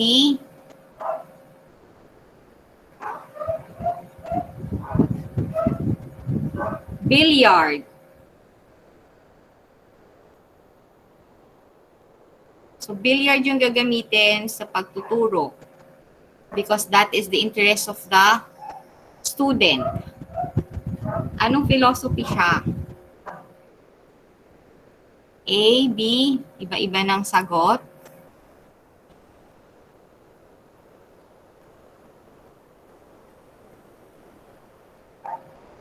How about the others po?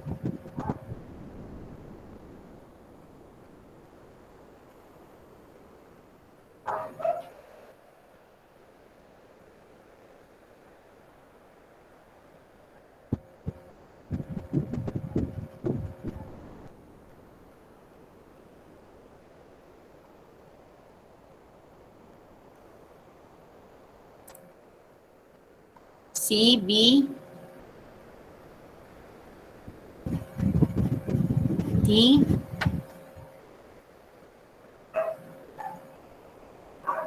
So for this one, if it's billiard that brings students out of the classroom, let us bring it into the classroom.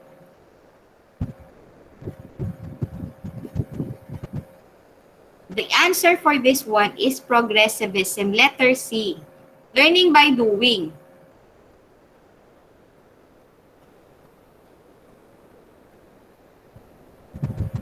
Kasi they will learn math by playing billiards.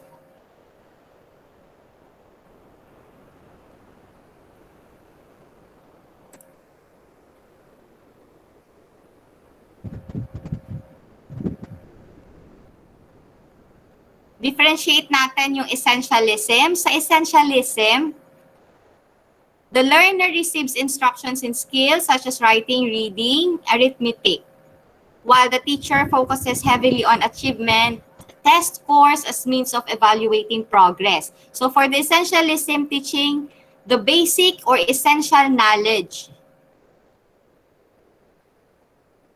Dun lang sila sa kung ano yung essential, that is what they will teach. So for under Essentialism, paano nila tinuturo? Ano yung method nila? So yung basic din, by book. Yung traditional means of teaching natin, lectures. So for the Idealism, hindi din ito yung, obviously, it is not the answer, the Idealism, because it is not the ideal way of teaching math, not by the use of billiards. Then for the Reconstructionism, kanina lang, when there is a social problem, siguro doon yung na-relate yung sagot. Bakit may mga sumagot din ng letter D? Kasi parang social problem ng mga bata yung yung hindi pagpasok sa school at paglalaro sa labas. But the main idea here is progressivism, learning by doing, by John Dewey. Learning through experience, through interest, teaching the learners based on their interest. Kaya po tayo sa letter C. Next question.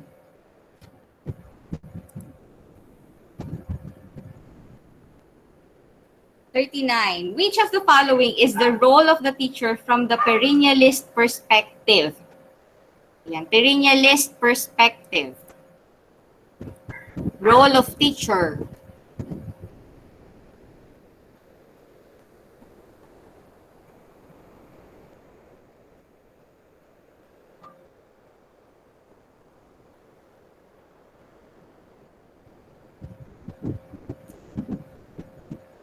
Keyword for perennialist, eternal truth.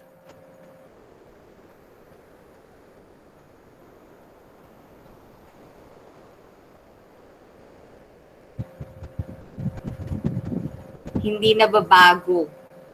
Through time. Can stand. Yan.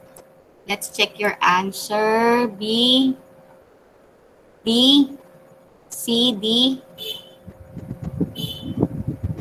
Okay, majority of you answered letter D, which is correct. To reveal the wisdom of the ages, such as those contained in the Bible or Quran. Yung hindi nababago. Eternal truth.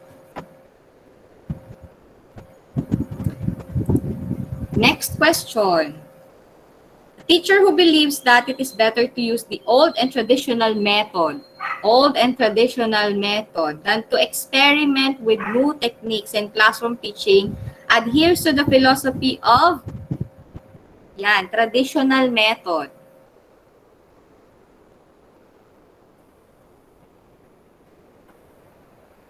Yes, the correct answer is letter D. Essentialism. Next question.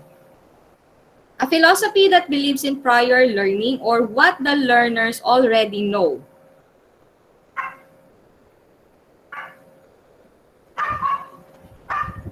A philosophy that believes in prior learning or what the learners already know. Schema. Anong isim yun?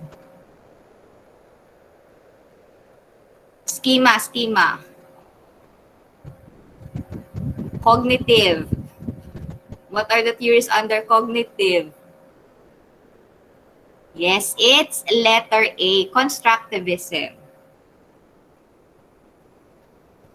Konti na lang kasi feeling ko mas importante yung mga tips, routines na ma-share ko sa inyo based on my experience and yung review preparation ko na ginawa ko.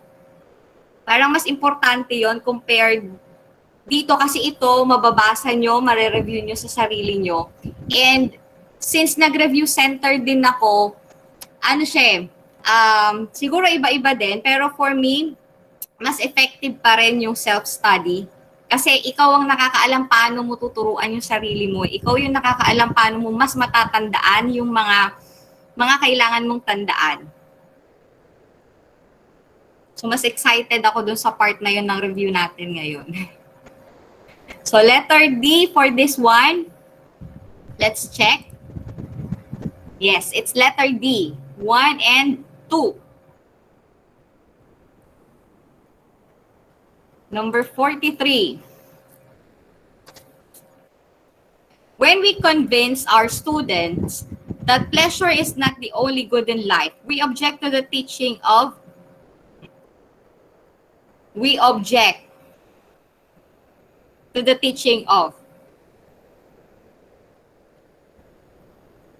What's your answer?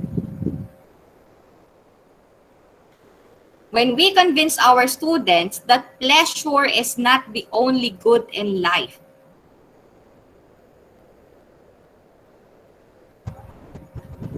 B.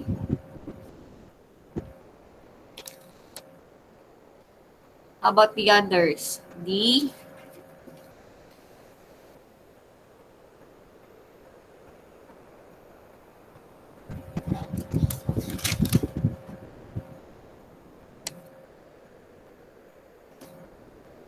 D, B.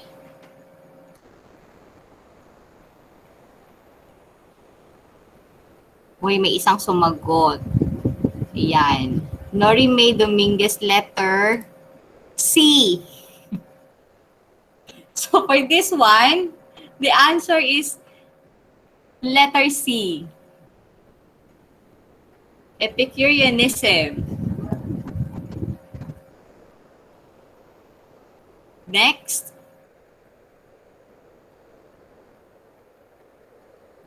Teacher Nancy is directed to pass an undeserving student with a death threat.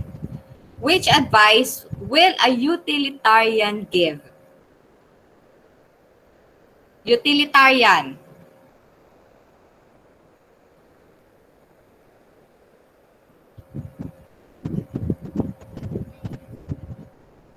Ano daw yung gagawin ni teacher?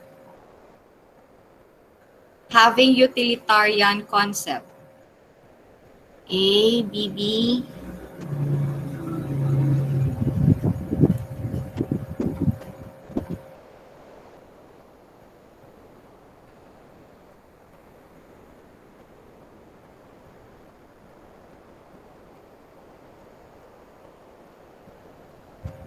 B. B, D. Okay, for this one, the correct answer is letter B. Pass the student that will be of use to the student, his parents, and you. Kasi utilitarian nga eh. What is best for the majority? Yun yung pipiliin niya. 45. Which of the following is not a function of the school? Not a function of the school.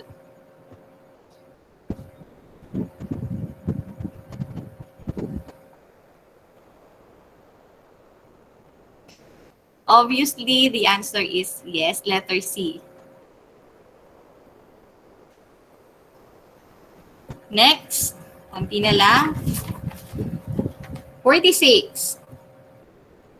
Homeroom advisor always emphasizes the importance of cleanliness of the body. Children are taught how to wash their hands before and after eating. What is this practice called?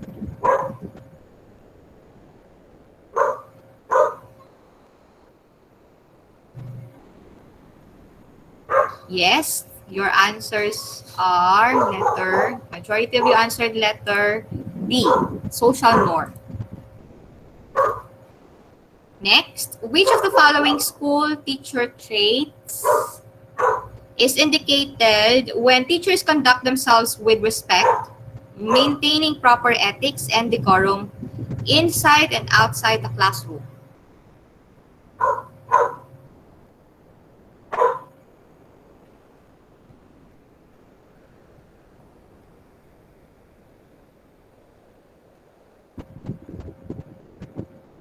Yes, your answer is correct. Letter B. 48. What is the general quality lacking in a teacher who is moody, loner, easily giving up, with poor interpersonal relationship?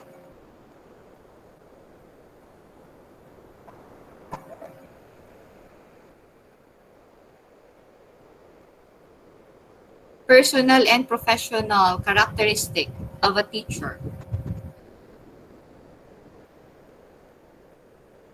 So, sa personal, letter Majority of you answered letter C, which is buoyancy. Yan, sa mga moody-moody. Next question, 49. By being able to hold her anger even when provoked, Teacher Allen shows his personal quality of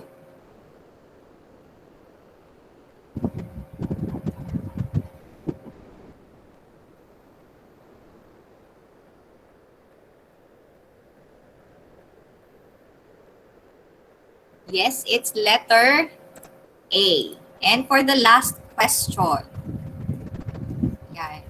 Are you a person someone can lean on? Are you honest and sincere in words and action? Are you consistent in your actions and responses to different situations? What personal quality do you possess?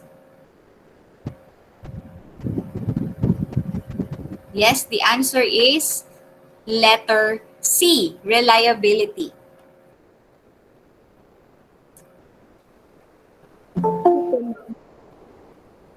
Yes, it's letter C. So basically, this ends the presentation. Now let's talk about the preparation for the board exam. Some tips.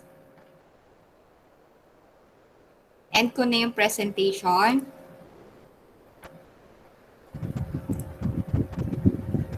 Yeah.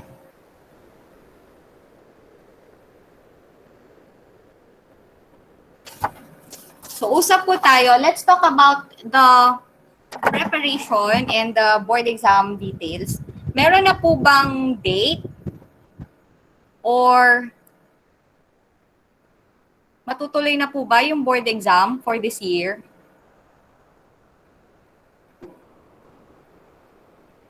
Anyone po? Hindi po sure. Ang huli ko pong nabasa, mayroon daw po sa November, pero I'm not sure po kung na-reschedule po. Kung matutuloy na, no? Alam nyo, take this opportunity hanggat hindi, graduating ano po?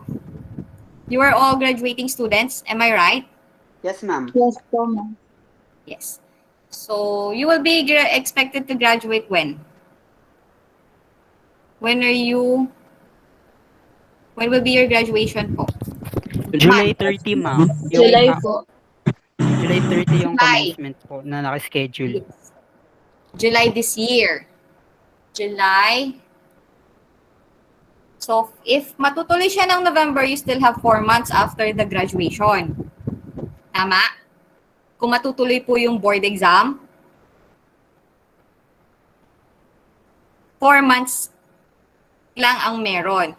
And these days, hindi rin open yung mga review centers face-to-face. Meron lang sila online. Am I right?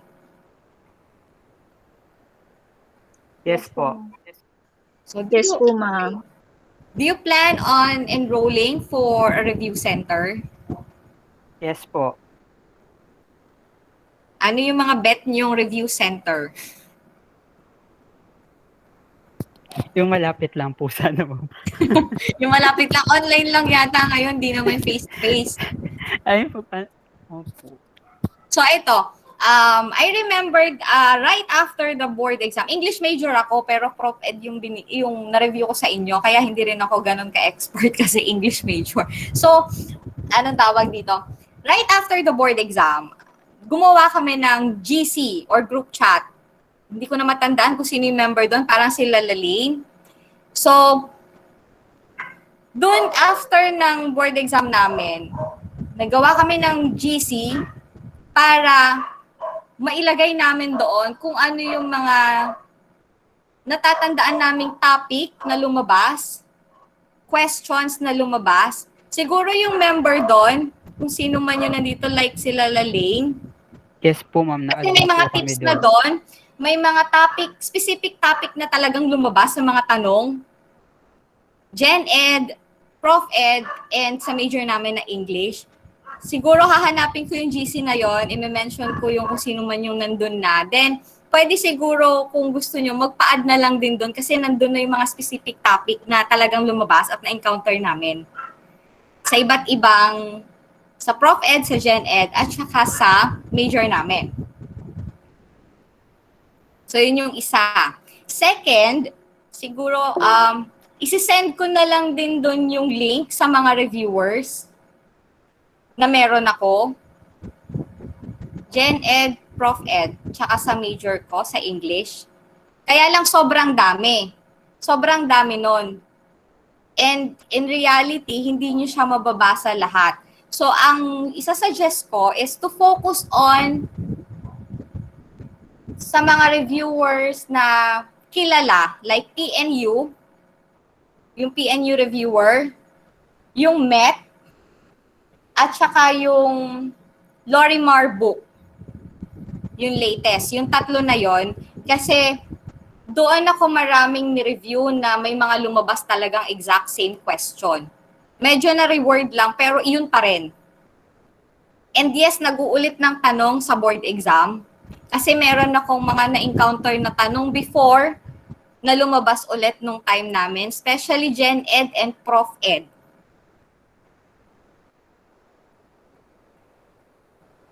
So, isi-send ko yung mga yon doon sa GC or siguro kahit ibigay ko din po kay Ma'am Yoli yung mga link. Tapos yung presentation, yung notes na sinasabi ko, tsaka yung mga questionnaires na meron ako dito. So, nag-review ako sa CBRC. CBRC po yung review center ko. Pero, ang ginawa kasi namin nung batchmate ko, nung mga classmate ko, nung time namin, hindi kami naging madamot sa isa't isa. So, meron kaming grupo, meron kaming classmate na nag-review sa iba, sa SLRC, merong nag-review sa CBRC, merong nag-review sa iba't ibang review center. And then, kami, nag-share kami.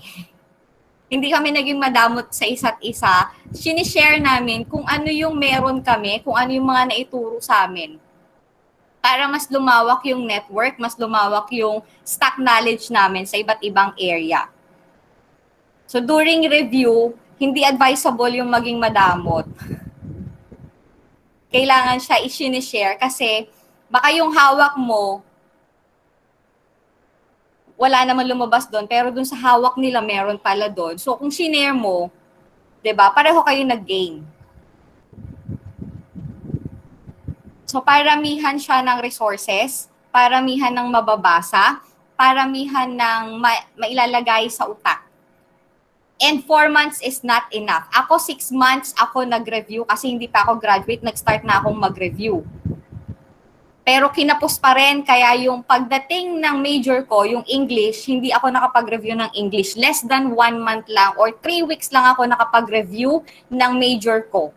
Naubos yung oras ko sa Gen Ed tsaka sa Prof Ed. So yun, routine. Paano yung routine? Paano yung time management na ginawa ko sa review? Sabi ko nga kulang yung 6 months na naging preparation ko kasi hindi talaga umabot yung major ko. So, yun yung isa sa regret. Kasi siguro naging pabayaan, naging complacent din, thinking na 4 years kong minajor yan or 4 na taong kong inaral yung English, okay na ako doon. Hindi siya ganun. Doon ako mas nagulat kasi parang wala ni isa doon sa mga naaral namin ng 4 years na yon. Yung mga lumabas, parang napaka-konting-konti lang talaga. So, dapat hindi nilaneglect yung major natin. Kailangan equally divided yung tatlong area. Yung Gen Ed, Prof Ed, at saka yung major ninyo. So, kung meron kayong 4 months, ako for example, 6 months. 6 months, 2 months, tig-2 months sana sila. Kaya lang sa sobrang dami ng Gen Ed, kinain niya yung time ko para sa Prof Ed. And then, the same thing happened to Prof Ed, kinain niya naman yung ibang time na nakaalat ko sana sa major ko.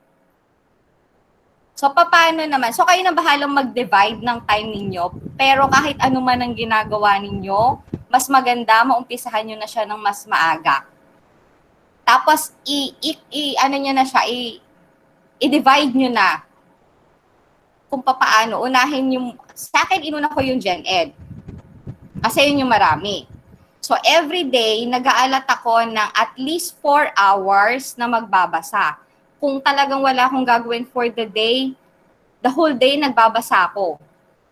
So, mas preferred ko rin na meron akong printed or hard copy ng mga reviewer kasi magagamit nyo siya dahil after nyong basahin, for example, 2 months na nagbasa kayo ng mga concepts muna. Concepts muna yung mga basahin nyo, mga books. And then, di ba, 2 months? So, 1 month concept. Tapos, 1 month questionnaire lang. Questionnaire. Or pwede din namang salit-salit. Concept, questionnaire. So, kayo yung bahalang mag-decide. Tapos, Prof Ed, ganun din. Tapos, pagdating sa Prof Ed, kailangan nyo mag-allot ng at least 1 to 2 weeks para balikan yung Gen Ed nyo. Kasi ang nangyayari, yung nireview nyo ng una, Gen Ed for example, makakalimutan nyo yun eh.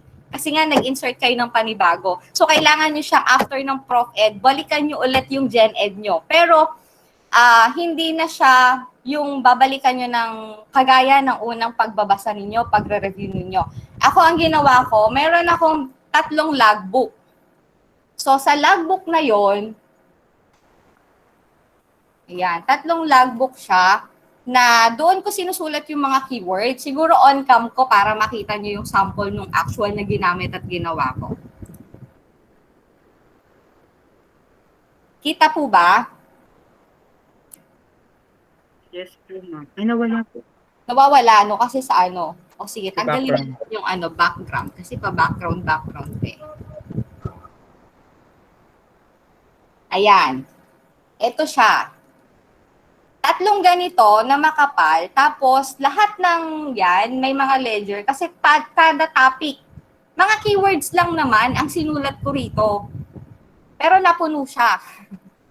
Yan. So, mga keywords lang po. Habang nagbabasa kayo, habang nagre-review kayo ng mga questionnaire, isulat nyo na. Para pagdating dun sa time na sinasabi ko sa inyo, di ba, nag-Gen Ed kayo, concept questionnaire. Tapos, Prof Ed, concept questionnaire. Tapos, babalikan nyo ngayon yung logbook nyo, yung pinagsulatan nyo nung Gen Ed. Isa-isahin nyo yung bawat kahin na ulit para ma-refresh kung ano man yung inaral nyo before. And then, punta na kayo sa major nyo. Ganun ulit. Concept, questionnaire. Tapos, babalikan nyo ulit yung Prof Ed nyo. Yun naman, Prof Ed muna ulit. Tapos mag-aalat ulit kayo na babalikan nyo ulit yung notes nyo ng Gen Ed. So kung maigsi yung time ninyo sa pagpe-prepare, sabihin nyo na 4 months pa naman, napakabilis ng oras, hindi talaga siya kaya ng 4 months lang. Kung gusto nyo ng magandang rating at saka kung gusto nyo talagang sigurado na pumasa, magsimula ng maaga. So yun po yung masasuggest ko. Yun yung routine na ginawa ko, kaya lang kinulang talaga yung 6 months. Hindi nangyari yung exact na pinlano ko. Kasi po, yung Gen Ed, ang dami niyang subject. Yung Prof Ed, ang dami niyang sub-topic. Tapos yung English, parang wala kaming clear direction, ano ba yung dapat naming reviewin. Napaka-broad ng major namin. Sa Gen Ed po, di ba kada subject siya, tapos general siya. Marami kayong makukuhang reviewer. Sa Gen Ed, siguro may ma-share din akong quality na questionnaire kung saan marami akong na-review na tanong at sagot na exactly lumabas sa exam. So, isi-send ko na lang din siguro yon. The same with Prof Ed. Meron ding mga ganon na questionnaire na exact or na-rephrase lang ng konti for Prof Ed. And then for Gen Ed, kahit nga general siya, yung mga basic lang, mga key concept, meron naman kayong makikita or ano ba yun, yung topic outline, kung ano lang yung mga specific na kailangan nyo reviewin. Kasi napaka-broad nga niya, pero hindi nyo naman kailangan talaga lahat aralin. So, hanapin lang po si outline. Topic outline lang na mga kailangan po ninyo reviewin. The same with Prof Ed. Sa Prof Ed, naka-outline naman po yan. Kung ano lang yung mga area na kailangan ninyong pasadahan. Yun lang po yung ating basahin. But sa major namin, sa English, parang wala kaming outline. Wala kaming nakitang matinong outline. And then sa review centers din po, hindi sila masyadong nagpo-focus sa major. Kasi sa amin, sa review center namin, ang inalat lang na time for the major review is 2 days, 2 araw lang. Compared dun sa Prof Ed at Gen Ed na ilang buwan nila or ilang araw nilang ni-review sa amin. Pagdating ng major namin, 2 days lang. So yun po yung isa pang masasabi ko po sa inyo. What else? Ayun, may question po ba kayo regarding sa pag-take ng board exam? Any question po?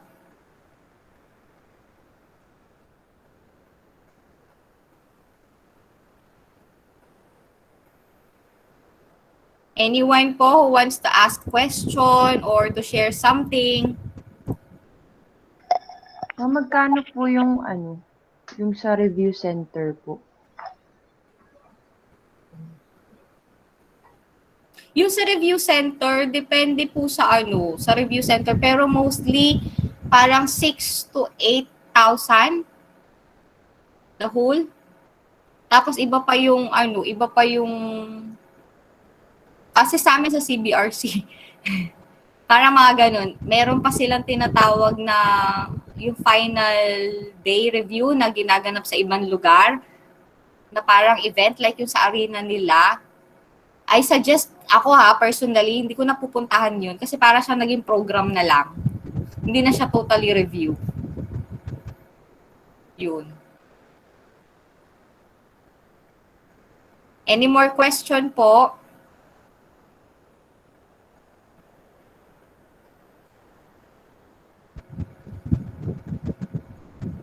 So, na-mention ko na rin po yung mga review materials, MET, TNU, tsaka Lorimar.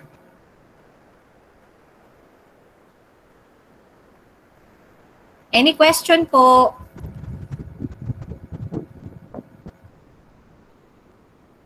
Or something that you want to share? Meron pa po ba?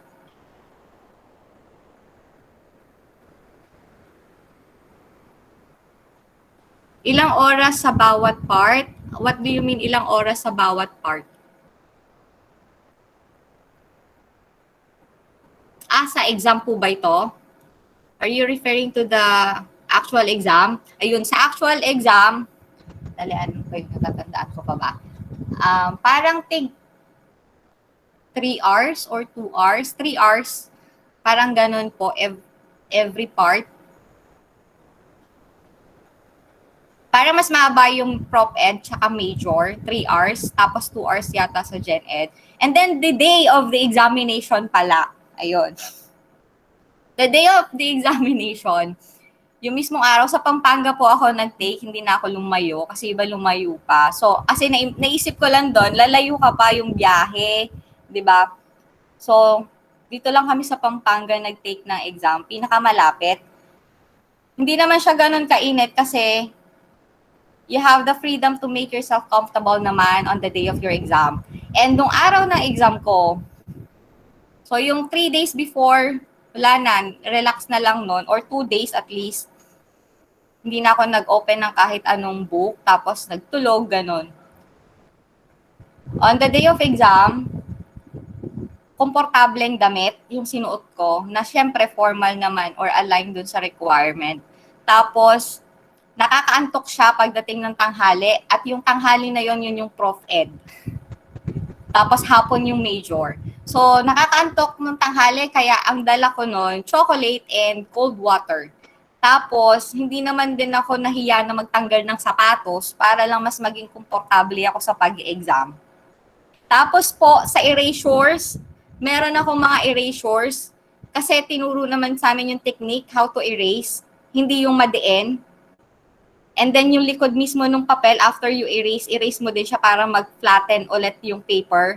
Tapos as much as possible ako, kasi lang naman konti lang naman yung item sa exam. I think 150 question, nakalimutan ko na exact, mga ganun lang. So mahaba yung time, wag mamadaliin. Kaya po ang ginawa ko, light lang muna yung pag-shade ko. Kasi sigurado ako na mababalikan ko pa ulit siya bago maubos yung time. And hindi po ako nagpadala dun sa iba kasi yung mga kasabay ko, ang haba pa ng time, tapos na sila, nagpapasa na sila ng papel.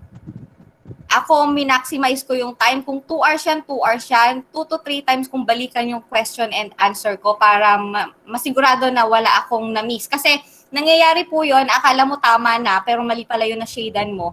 Tapos meron kang na-miss na word dun sa mismong question or sa choices na magpapamali sa sagot mo. So kung mababalikan mo siya, maiko-correct mo.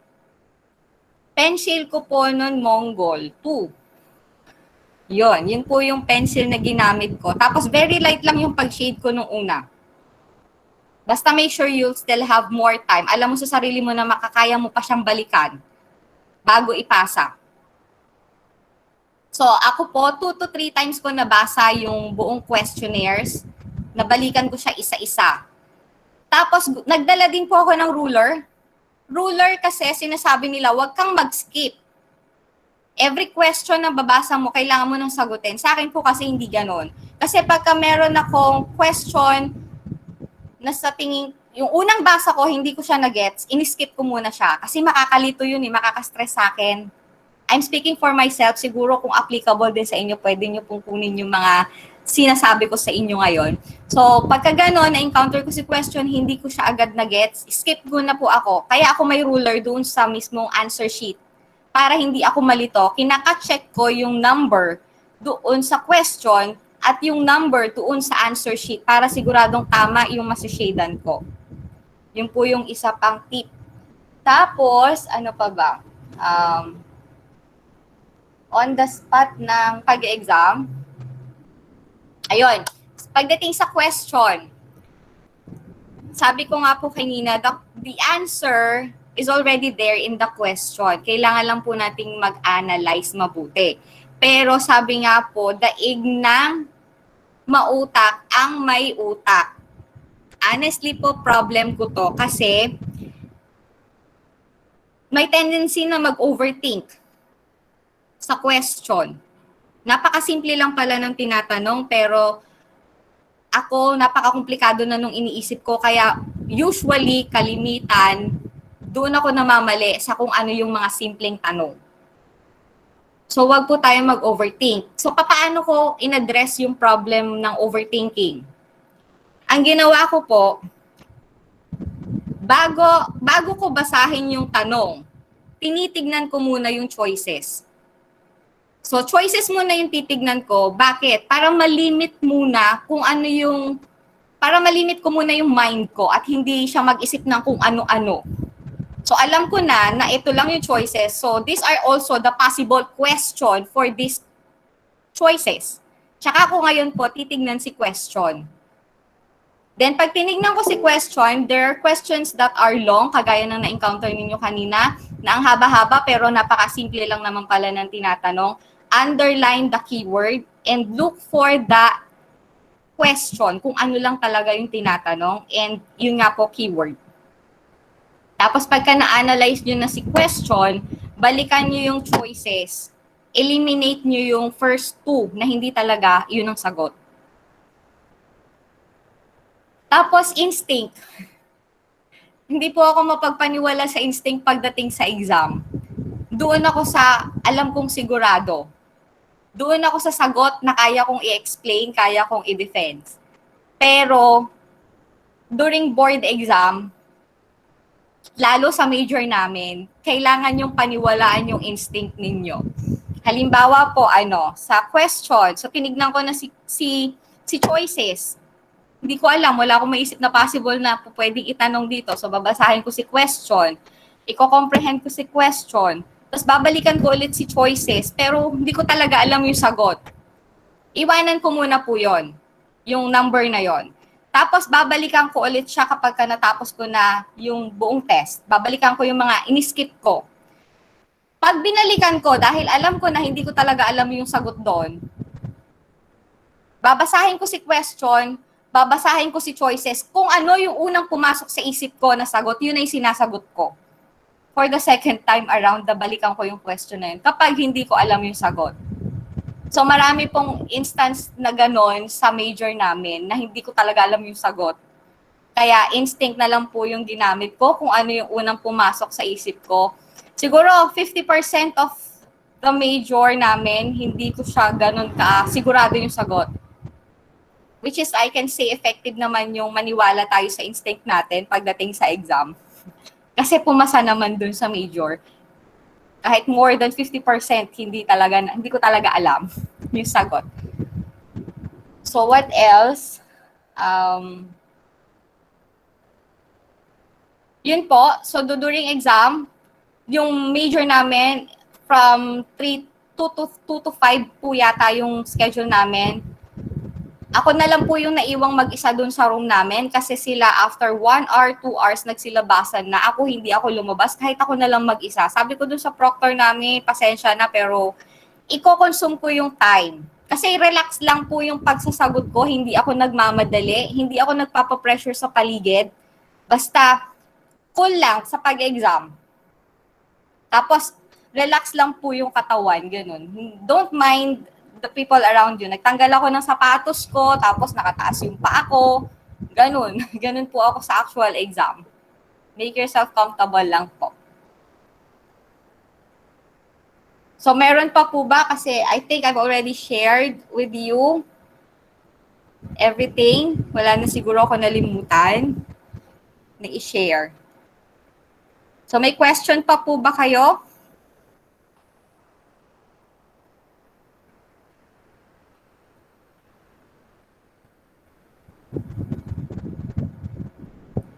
Okay na siguro, Ma'am Yen. You have given them so much po. Okay po. Nagana po tayo. Yes. So, this ends the presentation and the review po for the Prof Ed. Hoping na meron naman kayo natutunan or napulot. I will just send the copy kay Ma'am Yoli din po at saka doon sa GC na sinasabi ko sa inyo kanina. So, that's all po. Thank you very much po. Thank you, Ma'am Yen. Yes po. So, ulitin. Yes po, ma'am. Thank you po. Thank you po. Thank you, ma'am. Thank you din Thank you, po sa ma'am. inyo. Thank you po, ma'am. Thank you, Thank you, ma'am. God bless po. Thank you and congrats po, ma'am. Thank you po. Thank you po.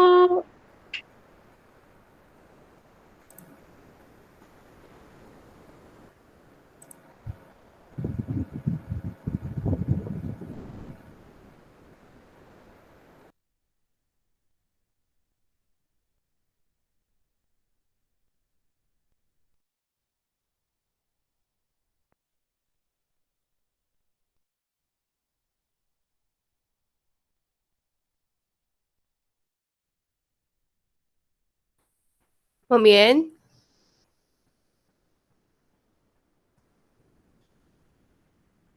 Mag-left na po yata, ma'am. Sa kanya to ah. Nabasa ko po kasi. Nag-left po. Sige. Kayo, ayaw nyo pa? Sige, ma'am. Babay na po. Ingat po Sige, lagi. bye-bye. Thank you po, ma'am. So, Friday uli.